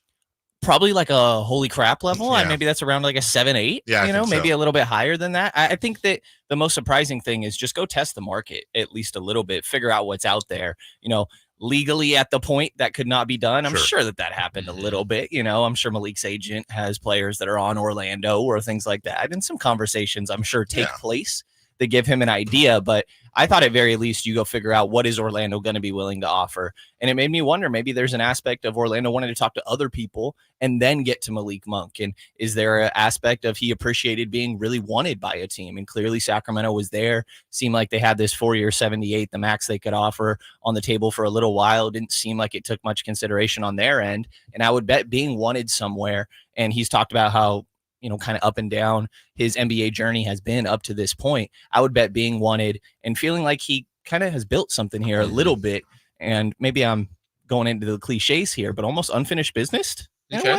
Yeah. I mean, something we speculated on that where he said at his exit meeting that he wanted to start. It was, but he also then kind of qualified it, look like also do what's ever best for the team. So he's a starter, I think, in this league, can be. Do you think there's any, hey, one of our carrots besides 4 and 78 is we're going to make you a starter? I would be surprised if they promised that. I think that, to me, Malik has always said he wants to start, but that he will do whatever it takes. And I think that that's very genuine. I appreciate the transparency. I think a lot of guys would BS you and say, no, I'm fine coming off the bench. Like, Malik is transparent about that. But I think if you're still playing 35 minutes and you're closing games, to me, that should be enough. And maybe that's different in Malik's mind, and I can't really speak to that. But I'd be shocked if they gave him a promise. Also because there's trades that we're expecting them to at least be active in the market in some of these discussions. What if that's a 2-guard they bring in? What if it is Zach LaVine, which that's a whole different conversation, how much you like that. But then what happens to Malik if you made a promise with him? So I would bet that they didn't make a promise with him, but I could see how that's in the cards. I also think that him coming off the bench makes a lot of sense, stagger the ball handlers, and you're still playing starter minutes, closing games. I have so many questions that I want asked of him or that I want to ask him, and that is one. Because I hear what you're saying, and we talked about this last week, that, hey, if you're still playing 35 minutes, it's not who starts it, it's who closes. Right. So that's the common thread narrative. Hey, Manu Ginobili and Jamal Crawford, but most players want to start. That's what they want to do. And we went into kind of the ether of the whole thing that when you're starting, you're generally on the floor with the best players on your team, which means that you are the chances of you being doubled are less. There's a lot more freedom there at times. When Malik's on the floor in the second unit, he's the focal point, and maybe that's something that he wanted. I do think it's interesting whether or not they promised it to him, but also at this point, the way the team's currently constructed, shouldn't he start? I'm saying if they run the thing back, are we still trying to make a case that Herter's better at the 2 than him, or better placed at the 2, or that Malik being at the 6th man is better than him getting 35 minutes at the 2 with Fox? I think it's mainly about the inverse, that Kevin Huerter is better with the starters than he would be with the bench. But and I would say the same thing with But how do we know that? Because he sure as hell ain't been great as a starter since the 3-point contest, basically. Right. How do we know that putting Huerter on the bench and bringing him off, he's an outside shooter, he's a fireball when he's hot, no hair pun intended. Why is that? And I'm not saying to you, Brent, I think that's a general thought. How do we know Herter's not good off the or better off the bench? Yeah, no, it's a good point. And I guess we don't exactly know. I guess my theory behind it, though, is that he's a guy that needs more playmaking around him, that he can be running through screens, kind of catching and shooting, making cuts and finishing plays rather than being a creator. And I think part of the Malik thing is that he's so good at creating plays. Yeah. And in a way, you're almost minimizing that skill, or you don't need it as much alongside those other starters, which I think is fine. Yes. Yeah. And that's part of what Malik doesn't necessarily say that they made him a better player, but more so that they put him in spots where he could take advantage of the skills that he already had. And I think coming off the bench and having the ball in his hands is part of that. And that's something that I think Herter is just not as skilled at, having the ball in his hands, creating for others. For me, it's really about looking at him and Fox, Malik and Fox. I think you need one of those guys on the floor at all times, because Sabonis's playmaking is great, but you need it from the perimeter. You need a guy that can, dribble out of a double team and sort of penetrate into the paint and things like that. So I think it's really separating those two that really does it. And I don't think Kevin Herter or Keon Ellis or Davion Mitchell are at that point to be able to do that. It's fair. I'm sure the result of him allegedly, and we all believe it's happening, agreeing to this deal on Friday helps the Kings front office dramatically. It didn't really necessarily help Malik per se. So it feels like he did them a solid. What do you think the benefit of the early announcement and early signing of this will do for this week and the coming weeks? I think it just simplifies everything. You don't have to live with this what if. And I would bet that it's already something you don't want to function, like making your draft pick based on what's going to happen with Malik Monk necessarily. But now you don't even have to worry about that. The amount of guards that you have on your roster, and there is still stuff up in the air because of the potential trades, as we kind of already mentioned, that I think leaves you to really do whatever you want. My criteria really for anybody you bring in draft, free agency, just can they play with Fox and Sabonis? That's really all I care about. Positionally, whatever. Can they play with those guys together? And I think Malik adds to that. You don't need that bench playmaking necessarily. So I think it really just simplifies it. You don't have to live with this asterisk, this what if of, okay, here's our fallback plan. If Malik leaves, this is what we're going to do in free agency with our MLE. If he stays, this is what we're going to do with the $5 million or so that we have remaining. Now you can just fully commit to this one side rather than having to live in two potential worlds. Brendan Nunes, Kings insider for Sactown Sports, joining us. I have questions still, and maybe the biggest one is something we just touched on. So if it's illegal, which it is, not law-wise, but if it's illegal for Malik Monk's agent to speak to other teams and gauge interest and offers before what is it, end of June, July, whatever that is, whatever the deadline is, or the opening of free agency. Okay. If, which we know for a fact, Malik Monk and his team knew probably about 6 months ago that the Kings could give him $4 and $78, why didn't they announce it a week ago, 2 weeks ago, 3 weeks? Why did they wait? Why? That's the part. Kings it's Malik waiting, right? That's what I'm talking about. Why didn't they announce? Why didn't they do it? I can understand maybe why didn't they do it during the year, but if you're not going to even gauge, what was the motivation to not gauge what other teams were going to offer you? And if the answer is because I knew I wanted to be here and I want the Kings to be in the best position, draft and trade and free agent wise, knowing that I'm going to be here, then why wait till last week?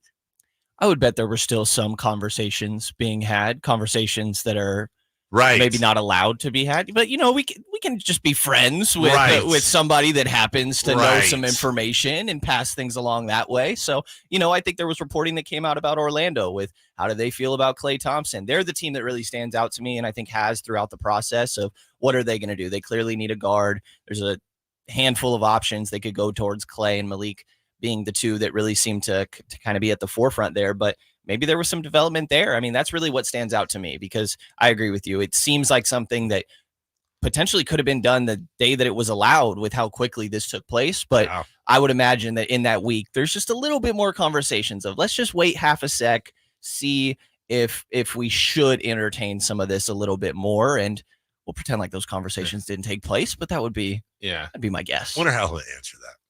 How he will? Well, you already You already said it. I love Sacramento. Right. I'm glad to be here. I wanted to help the team. But then why didn't you do it a month ago? Yeah. I mean, I know no one's going to press him. I feel like from an agent standpoint, you'd probably be like, hey, let's wait a sec. Give me a sec to see what else is going on. Yeah. You know? Do you think he would have had what's the ceiling? What do you think?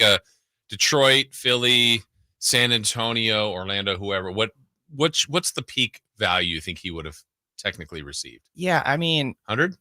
Yeah, that's like max that I would think. And that'd be like Detroit. Like I look at what Houston did last offseason, try to bring a bunch of guys in and maybe not fast track the process, but you're ready for this is your core. Let's just start building something. And so I think that would be an overpay for Malik in my mind, 25 mil. I think there's even a question of this contract still needs to be lived up to. Sure. I don't think it's just for sure that's going to happen. He has had some inconsistencies. I think 400 is probably about 4 that years, max. 100. Yeah.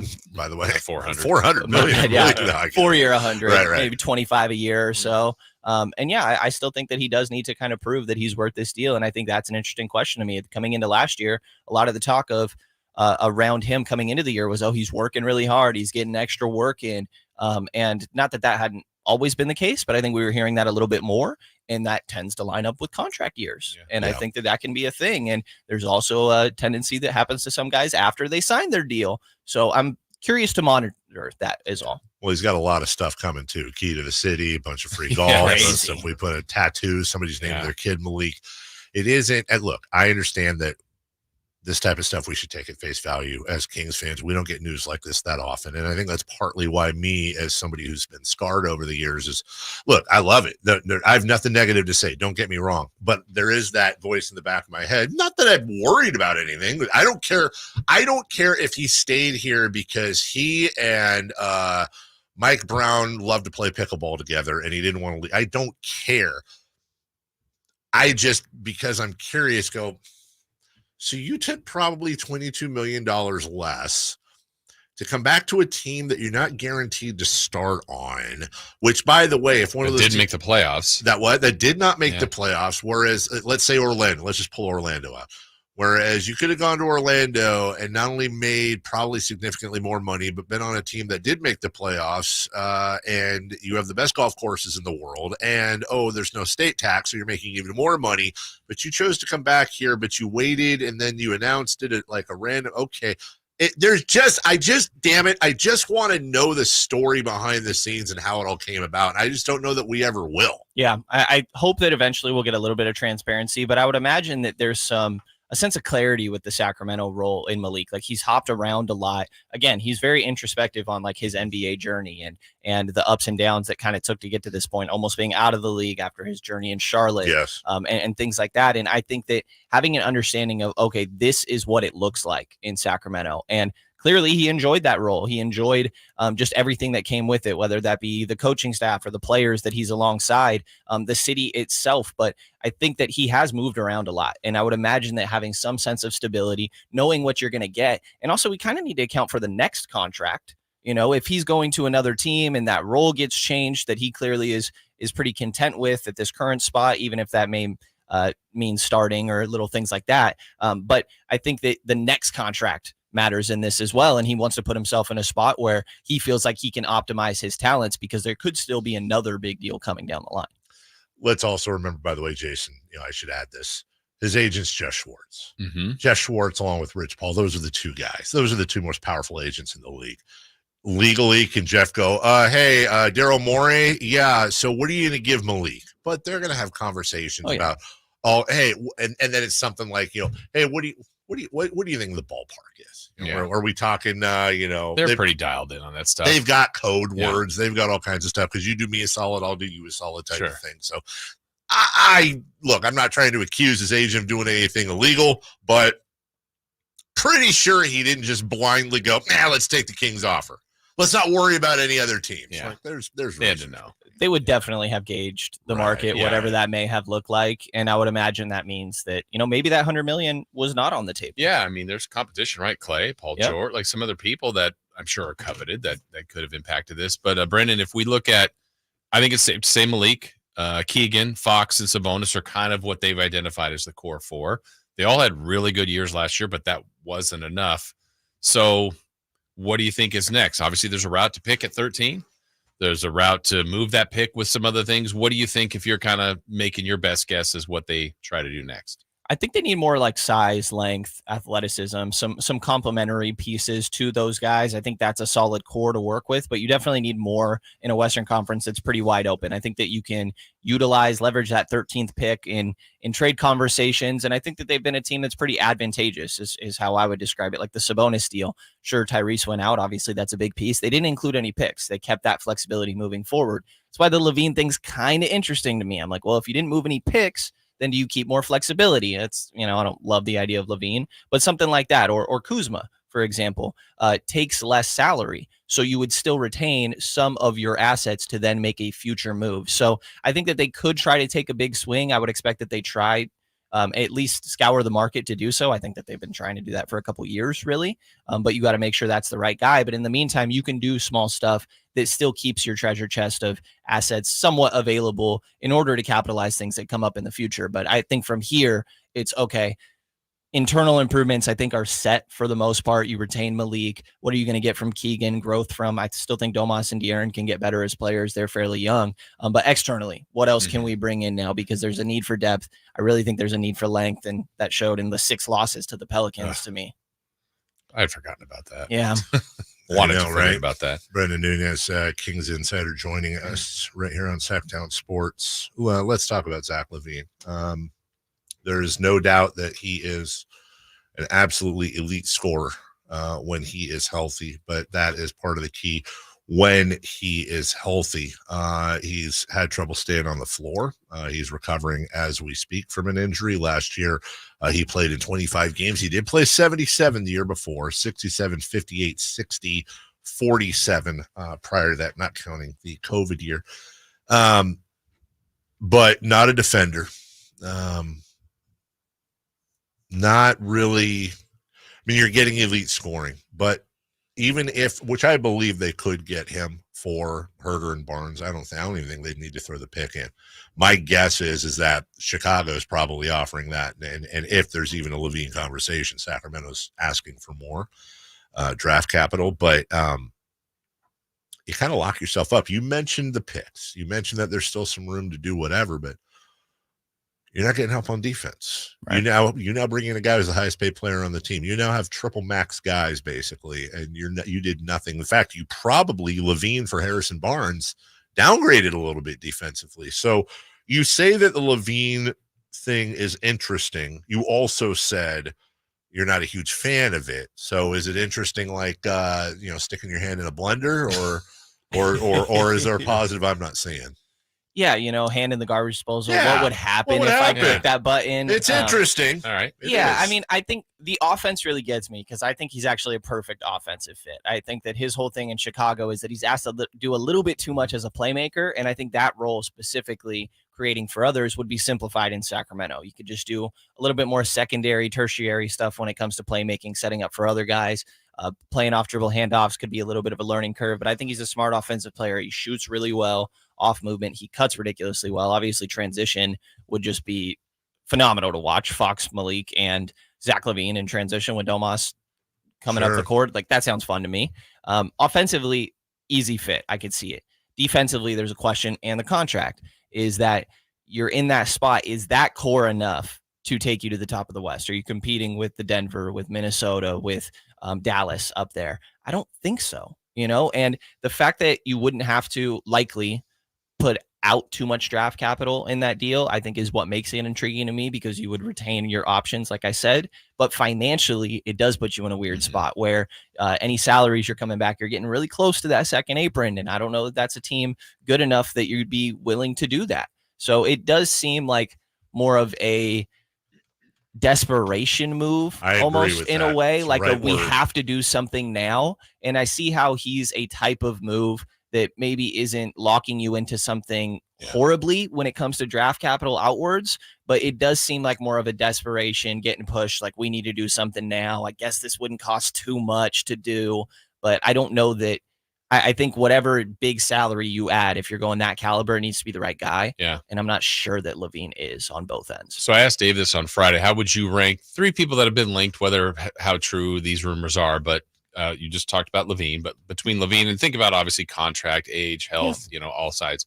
But Levine, Ingram, and Kuzma, how would you rank those as far as your favorite fit for this team? Yeah, it's funny. These are definitely the hot 3 names, right? I'd go Levine last for reasons we just talked about. And I'd go Ingram second for similar stuff. I think contractually it's fairly similar. You're descending, so you're saying Levine's the least Levine attractive. 3, Ingram 2. Okay, I got you. And the deal the extension that he wants, which definitely is part of that conversation, I think is similar financially to what we talking about with Levine. But I like the length that Ingram provides. I think he's a really smart player. There is some of that playmaking. The shooting can be a question, but I think when he was on the Lakers, which I know a while ago at this point, we've seen him be okay off ball as a shooter. And I think if that took a step, he's the right type of guy. I think he fits the timeline. I could see him being the last piece that I could talk myself into more than Levine. But Kuzma's the one for me because of the finances. Yeah. Yes. Yep. The contract is so much more affordable to go out and get, and you still have that flexibility to go and do more. Like I'm kind of talking about, say that takes you 2 picks. It takes you 13 in a future protected first. You still have 3-4 more to work with in the future. If you retain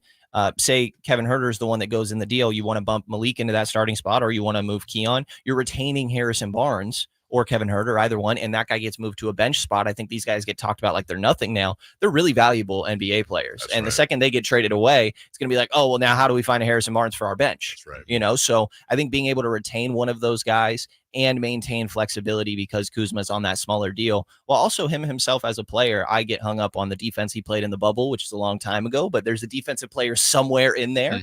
And my faith in Mike Brown, I think, does make me think he could pull that out a little bit. But Kuzma adds some versatility on both ends. I think that he could fit well within this offense. And just when it comes to the finances, how all the books would lay out, I think it gives you the most flexibility maintained in the future. Kuzma signed 3 more years after this, counting this coming year.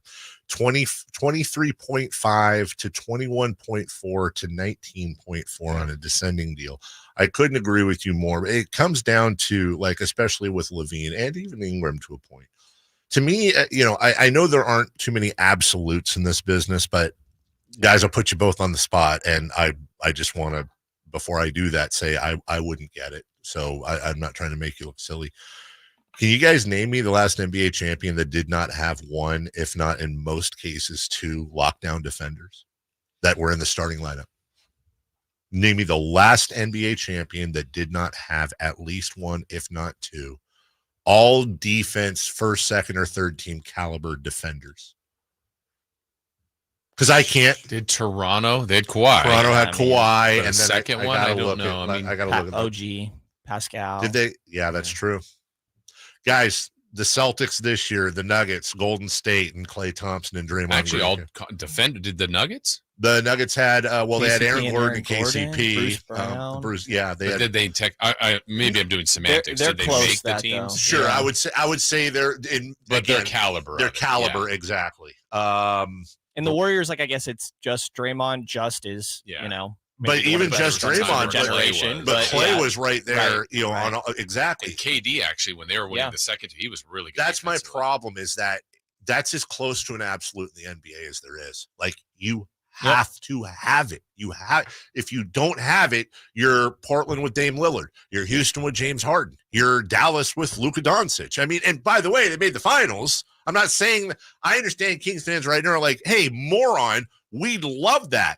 But I think the idea is, again, winning a championship in this time frame with Sabonis and Fox before they're 35. Yeah. Don't you kind of have to say, we can't make any major moves without adding, we got to find a lockdown. But would we say, like, if they had won one, and like people might say they didn't have, like, isn't Fox and Keegan really close to that? I don't disagree with you. If we're kind of lumping like Gordon, didn't make it. Keegan has the potential. Fox is pretty good. And Fox led the league in steals, and I've talked about this before. That doesn't get enough love as blocks. Half the time goes back to the other team. Steals 100% of the time, you retain possession. If you lead the league in steals, I think you should automatically be a top 3, at least one of the 3 teams. So I hear you.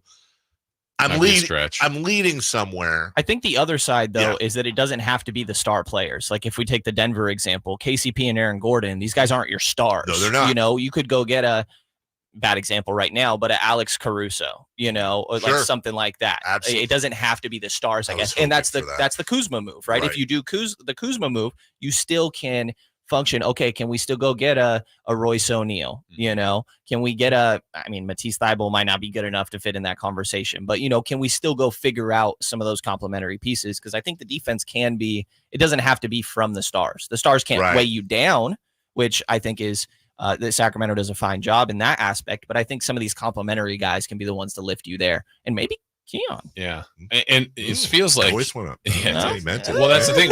We've been saying Barnes, Herter, and I'm sure they are coveted. Whether it doesn't have to be every team. They're good players. One. Yeah, but is there any appetite you think for Davion, Sasha, Keon? Like it may not bring the Kuzma type or whatever, but are those guys they could move? Yeah, I would throw Colby in there too. Mm-hmm. I think that those are the type of guys where if an opposing team is looking at a deal and they're like, these are really close, like I'm going to need you to throw Keon in, or I'm going to need you to throw Colby in, and Sasha is, I think, valuable from a trade matching or a salary matching standpoint. And like, he's not negative value in my mind. You look at Mitchich, I think is the guy that went from OKC to Charlotte, goes to Charlotte. All of a sudden he's putting up numbers. I think that Sasha's in a weird spot where if he got more run, I think that he's an NBA player. There's something there. And so I think that Davion is a guy that probably within that group I'd look at as potentially having the most value.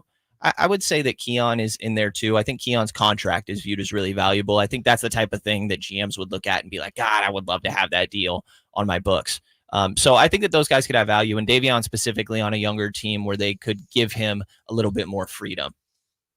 Lastly, we're talking about a ton of guys. What if I told you that there was a guy available rather cheap that made in the $23 million? No, it's not Ben Simmons. $23 million range. 48% shooter, 36 behind the arc, makes about 2 per game. But he also can give you 2.5 blocks a game as well. Has been all defense. Maybe a little older, but also a guy who can stretch the floor as well as a big. I think I know where we're going here. He's rumored to be available in Milwaukee. How would you fit Brook Lopez on this team? Okay, so the Sabonis at the 5 thing to me, I think that stays, and I just can't see really Brook Lopez because of Miles Turner. It's always Miles Turner. Well, this is just how the Kings run their offense. Guy.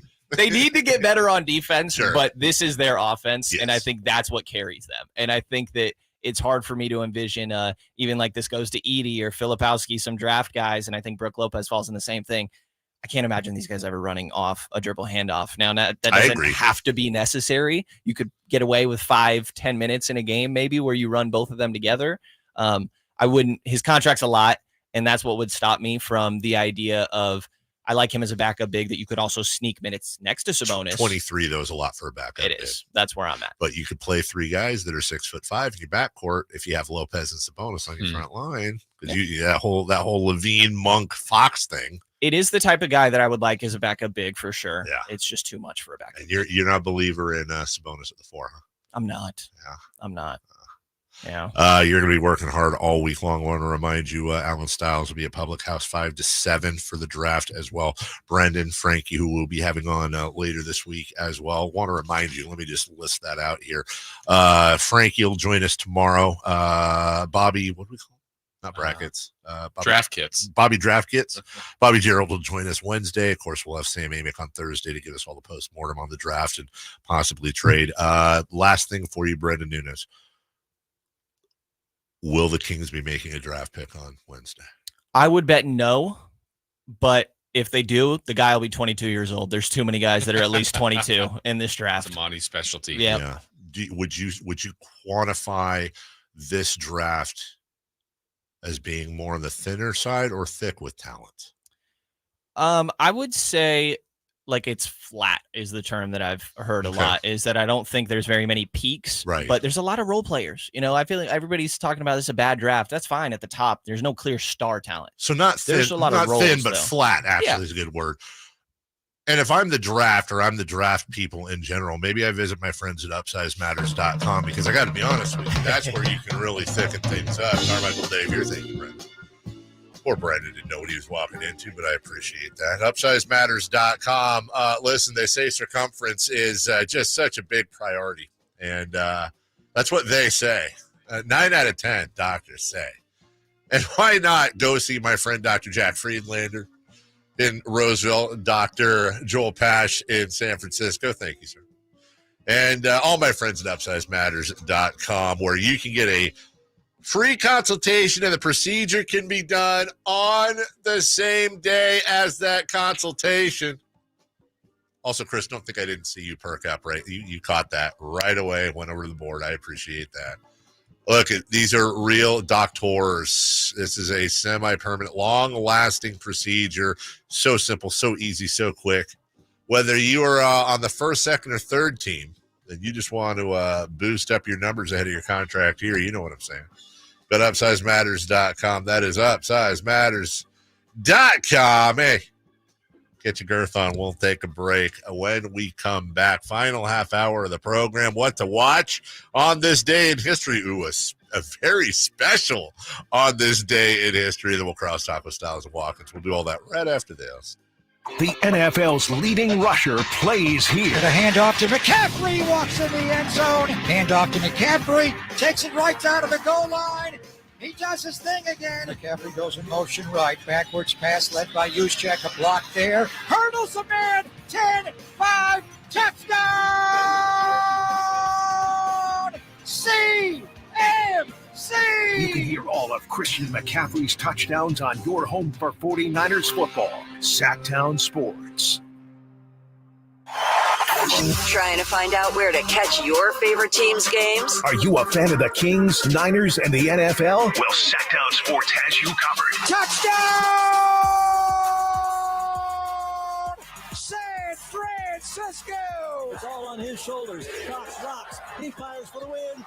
He's got the triple. Catch all your Kings, Niners, and NFL games all year long on Sactown Sports and SactownSports.com. For American Energy Heating and Air with a question. Have you recently had a technician diagnose your HVAC system and you were a bit surprised at how much it cost, or did something seem off about their quote? Because at American Energy, they take pride in giving you honest, straightforward solutions to get that system up and running. Have their qualified technicians come out and give you a free second opinion. It's free. You got nothing to lose but some dollars off of that original quote. They're making the uncomfortable comfortable. They've been doing it since 1981, serving the greater Sacramento area. A+ with the Better Business Bureau. That's why they keep having customers coming back for more and more and more. You can call them and set that appointment at 916-520-9990. That's 916-520-9990 or AmericanEnergyAir.com. Call 916-520-9990 now. Award-winning country sensation Lee Brice is back. One of them girls that ain't trying to meet nobody. You're just here. Live in concert. Friday, June 28th, 7:30 p.m. The venue in Thunder Valley. Lee Brice. Special guest Abby Anderson. The venue at Thunder Valley. For tickets, visit ThunderValleyResort.com. Don't miss Lee Brice live. Power Business Technology is proud to be 100% independent, locally owned, and managed Toshiba copier dealer. Local ownership cuts out the red tape, allowing ourselves to never be too busy to personally answer the call when our clients need us. Recognized for excellence in service execution, training, and customer service, we're proud to be named a 2022 Toshiba ProMasters Elite Dealer. Contact us today for all of your business printing needs at 844-POWER-BZ. That's 844-769-3729, or visit us at powercopiers.com. It's the Make This the Summer event, and it's going on now at Lodi Chrysler Dodge Jeep Ram. Hi, everyone. Leonard Harrington here, and I want to tell you how we make your buying experience at Lodi CDJR as easy as possible. You can come in for a visit, or you can do everything online at LodiCDJR.com. Just pick out the make and model you want and scroll through our large in-stock inventory. Next, schedule a test drive at the click of a button. If you want to finance your vehicle, you can start your paperwork online too, saving you plenty of time before you get here. And if you're looking to sell your vehicle, vehicle or looking to buy, we'll give you an instant cash offer online too. At Lodi Chrysler Dodge Jeep Ram, we make it easier than ever to put you into a new vehicle. It's what we do. Online at LodiCDJR.com or in person. We're right off 99 in Kettleman, where we're open till 9 every night and Sundays after church. Prices are better at the Low Price Center. Lodi Chrysler Dodge Jeep Ram. Visit us at LodiCDJR.com. Nighttime is the right time to track your golf ball's flight time at the Hagen Oaks Top Tracer driving range. It's more relaxed at night with people enjoying the Top Tracer technology where you can play Pebble Beach at Hagen Oaks. You can compete against your friends in a variety of games or just practice with the Top Tracer television technology.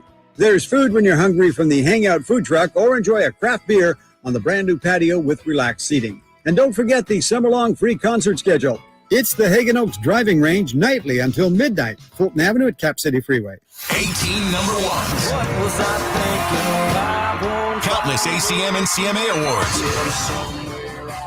Sold out world tours. And now Dierks Bentley is coming to Sacramento for Country in the Park 2. September 28th at Hart Health Park at Cal Expo with Parmalee. I love you just the way Dasha, Kelsey Hart and more. Plus line dancing, food trucks, and more. Tickets available now at CITVFest.com. Brought to you by Bonnie Electrical Heating and Air and the U.S.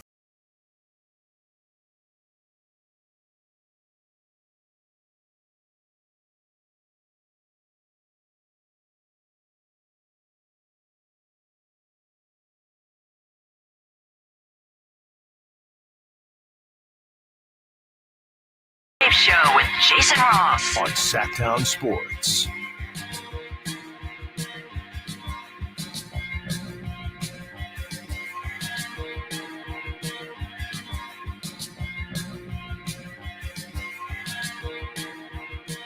I have a tomato. Gary Bettman's on one of the talk shows right now. Can someone help out the NHL commissioner with the lighting? He looks like a tomato. I'll tell you who's picking up the tab tonight for dinner, Jason. Who's that? That would be Florida State guard Scotty Barnes, now of the Toronto Raptors. 5-year, $270 million. This seems like a cash grab. Oh, it is. And dare I say, I'm not huge on the drafting of Florida State basketball players over the years. I've told you this. Scotty obviously is. Scotty does know. I think the jury's still, guys. The jury is still really out on Patrick Williams, though, isn't it? Yes. Like I'm not. By the way, that's a player that intrigues me based on what I think he can be, but then I also go, oh, he never became that player. He never has, and you can see it there. It's weirdly. I'm not going to say it's exact, but there are a lot of parallels between Patrick Williams and Jonathan Isaac. Both, and I follow them because they're both Florida State guys, but also like wonderful defenders. You can absolutely see the potential there. I mean, Patrick Williams is a 3-and-D guy if there ever was one in the NBA. Can't stay on the floor. Right. And I see a lot of people incredibly interested in Jonathan Isaac. I'm incredibly interested in Jonathan Isaac, trust me, except he can't stay healthy. Last year was really, I don't know if it was his healthiest year, but it was damn close. And when he's on the floor, I truly believe Jonathan Isaac, when he's on the floor, is one of the best two-way players in the game. He was in the Willie Cauley-Stein draft. Yeah. And the funny thing about that is, how do you think Jonathan Isaac is? Oh, gosh. He's probably only like 26. That's exactly right. Yeah. But doesn't it seem like Jonathan Isaac's been in the league forever? Yes. Yeah.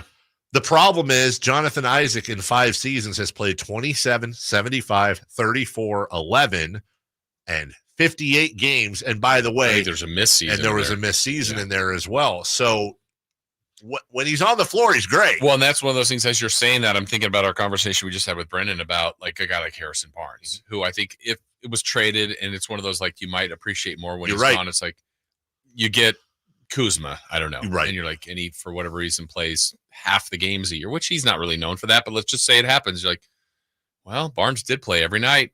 That should be there should be a lot of credit for that. A carrot, for him. Look, I think that's their most upgradable position. Mm-hmm. I do believe they should replace him. You got to get it right. But to your point, he gives you 82 games a year. Yes, he gives you all the leadership and all the stuff there.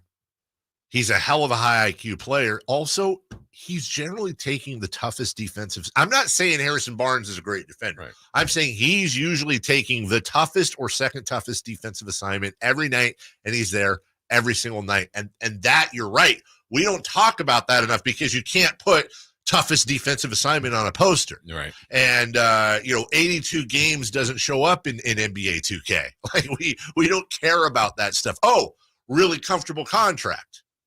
We are trained to not care a lot about that, but they're really big assets when you're looking at a guy that makes too much money, or a guy that doesn't want the defensive challenge, or a guy that, as you said, plays 60 games a year. And you gotta circle around for the other 22 going, well, when he comes back, they're going to be really good. That's Harrison deserves his flowers for that. Cubs and Giants tonight, back in San Francisco. A's will take on the Angles. Okay. The Los Angeles Angles of Anaheim. On this day in sports history, got a couple for you. In 1988, the NBA welcomed in the Charlotte Hornets, the Miami Heat. Now, I know it's only been 26 years, and I know we live in a world of hot takes and hyperbole. I think Miami has been the stronger of the two. I think I would like one of these two. I think it would be fun to try to explain the history of the Hornets / Charlotte to an NBA fan that's brand new. So it's like you had Charlotte Hornets, who then went to New Orleans, went away. And then they had New Orleans Hornets. And then the Bobcats are in there somewhere. And then there's the Bobcats, and now they're back to the Hornets. Like what? And then now that there's the Pelicans or the Hornets. I think there was a OKC. OKC, right, yeah, that's right. Was Buffalo involved at some point? Sure. I feel like they should have been. Yeah. But one thing Charlotte has that Miami doesn't. What do they have?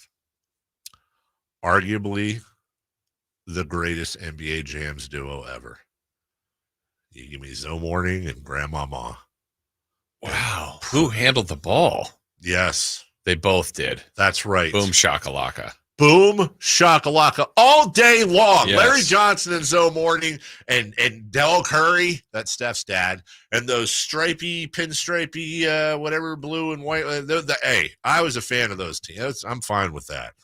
On this day in 2003, Barry Bonds steals second base against the Dodgers for his 500th stolen base, becoming the first 500 player in Major League Baseball history. That's pretty good. Not in the Hall of Fame. Oh, and I told you it was this out for thank you. A very special day in NBA history. How do you celebrate this day? I celebrate this day by lighting a candle. Mm-hmm. I've got a little shrine at home, and I've got we have a spare bedroom in the house that we never let anybody stay in because it's going to be his someday. It's the shrine.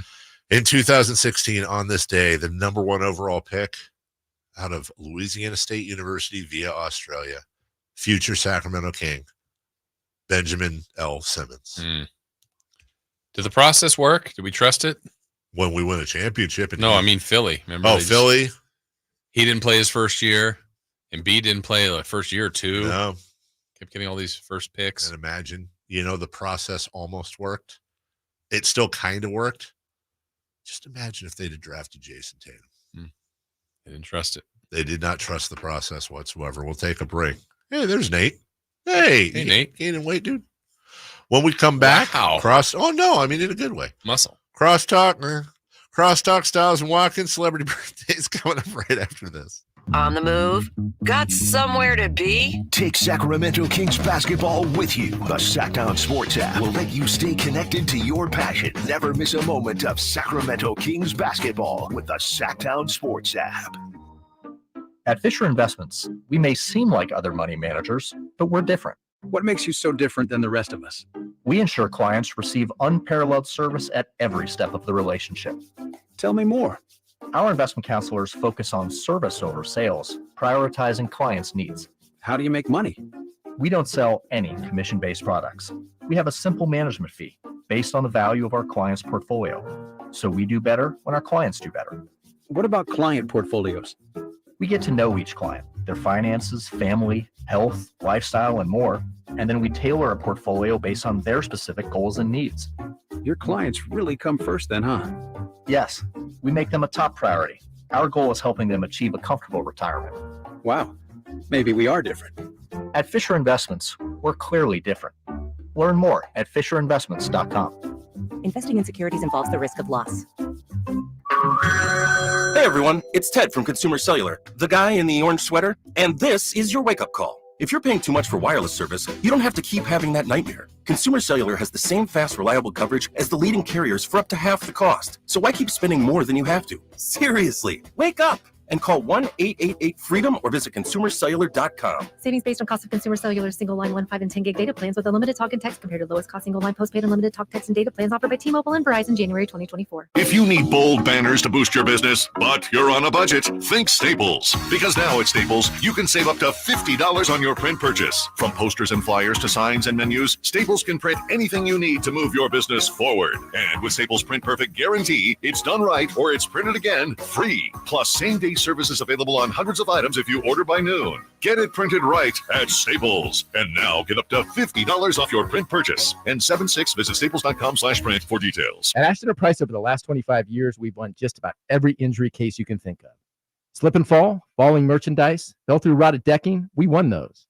Dangerous stairs, falls into holes, dog bites, won them. Injured while pedestrian or on a bicycle, auto, motorcycle, big rig, company vehicle, Uber, or Lyft accident, we've won them all. And the best news is there's no fee until you win. So no matter how you got injured, remember, for the best advice, don't think twice. Call Ashton and Price. Slash presents Serpent Festival, a celebration of the blues. Friday, July 12th at the venue at Thunder Valley, starring Slash, Warren Haynes Band, Samantha Fish, Y'all guess like a death wish. and Eric Gales. It's gonna be a steep climb. Don't miss an all-star night of blues, Friday, July 12th at the venue at Thunder Valley. For tickets, visit ThunderValleyResort.com. Serpent Festival. Get ready for the Kia Vacaville Summer Sticker Sales Event. This is your chance to make it a summer to remember with incredible deals on select 2024 Sportage and Sorento vehicles. Kia Vacaville is offering an amazing 1.9% APR for up to 48 months for well-qualified buyers. Or you'll get $1,000 bonus cash on specialty tag 2024 Sportage and Sorento models. It's the perfect time to upgrade your ride and start your summer adventures. Imagine cruising down the highway in your new Kia from Kia Vacaville, enjoying the advanced features and comfort of the Sportage or Sorento. Whether you're planning a road trip or just driving around town, these vehicles are designed to elevate your experience. But don't wait too long. These unbeatable deals won't last forever. Your adventure starts now at Kia Vacaville, where every journey is an adventure. Visit them today and find the perfect vehicle for your summer plans. Model availability, lease options, and features may vary. Please visit Kia Vacaville for more details. It's time for the news of the day. The latest headlines, the biggest stories, hard-hitting analysis. Yeah, this is none of those things. And now, here's Carmichael Dave and Jason Ross.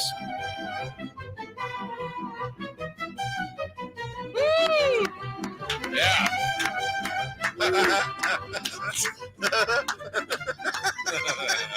That was good, huh? I got the giggles during the break.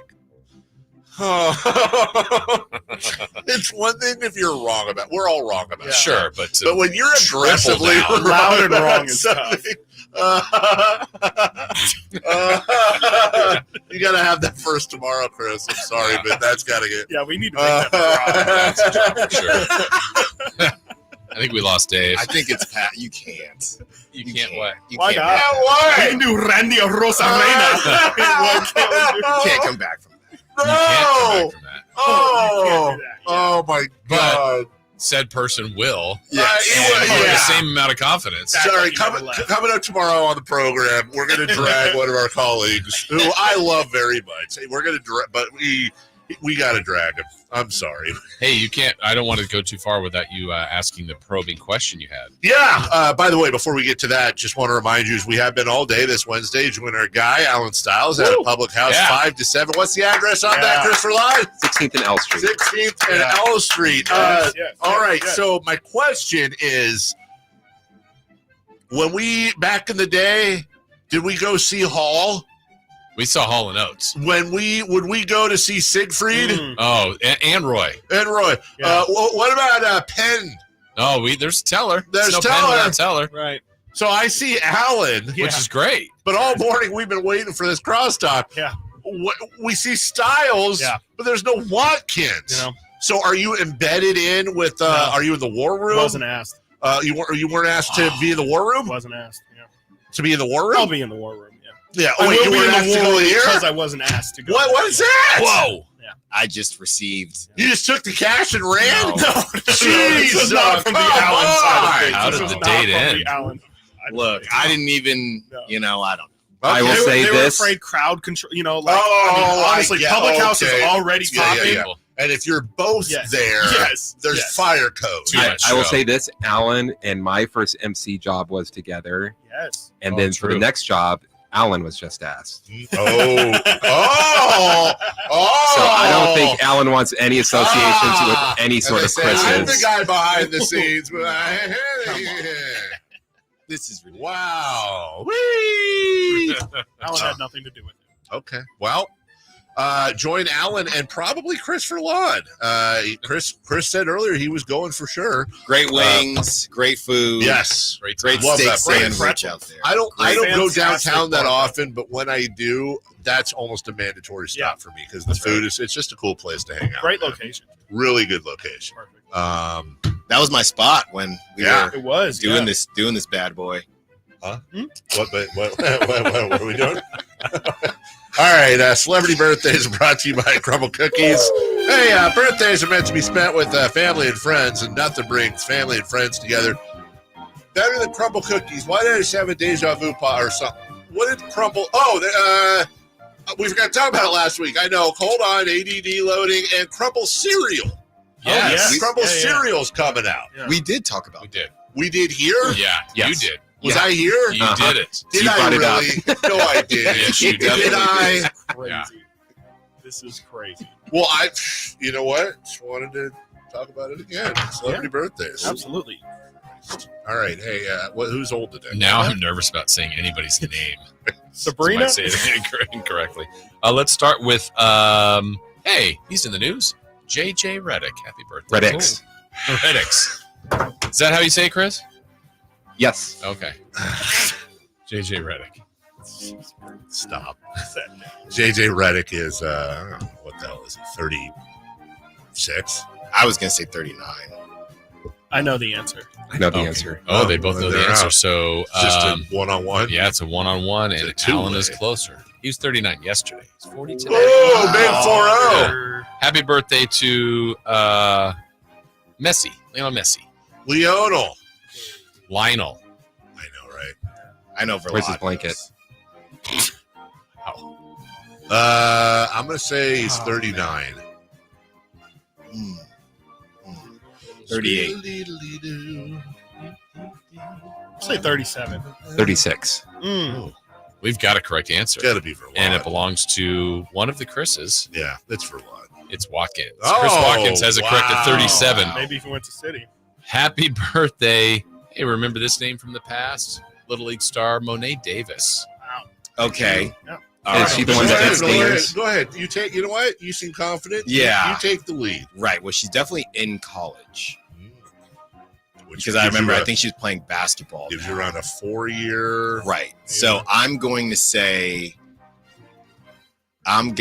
she is 20. I'm say 21. I'll say 19. Oh, why would you guess, Jason? You know I the can tell answer. you. Christopher but I have to look Lodge. 22. You know what? I'm going to buck the trend. I'm going to say 23. Huh, interesting. Fuck that trend. Yeah. Buck it. It was a good trend to buck.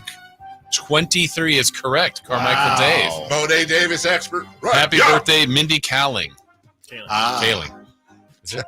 Kaylings. Kalingus. Wow. Okay. Okay. You know, the funny thing is there's an incredibly easy explanation to that. No, we'll just go with and it. it has nothing to do with anyone's thinking.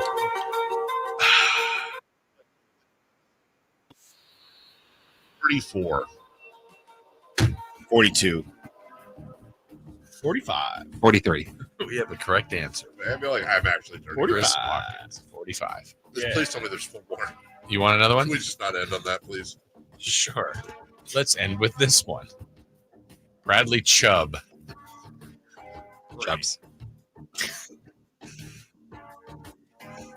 Bradley Chubb. 28. Ooh. You know, on the knee. Yeah, anymore. Two of them, actually. That was the running back. This is the defensive That's lineman. Nick Chubb. Oh, yeah. That's right. Well, then. Now I'm shook. 28. 27. So we have two 28s to 27. 29. Oh, you changed to 29. 29. 30. Bad correction. 28's correct. Carmichael Dave's right. Thank you for Jason, for Brendan, for Chris. We gotta go. I'm Dave. We gotta go. Styles, are you too? Yeah. Styles This and one I'll Watkins be at. for a limited time only. Did you miss any part of our live local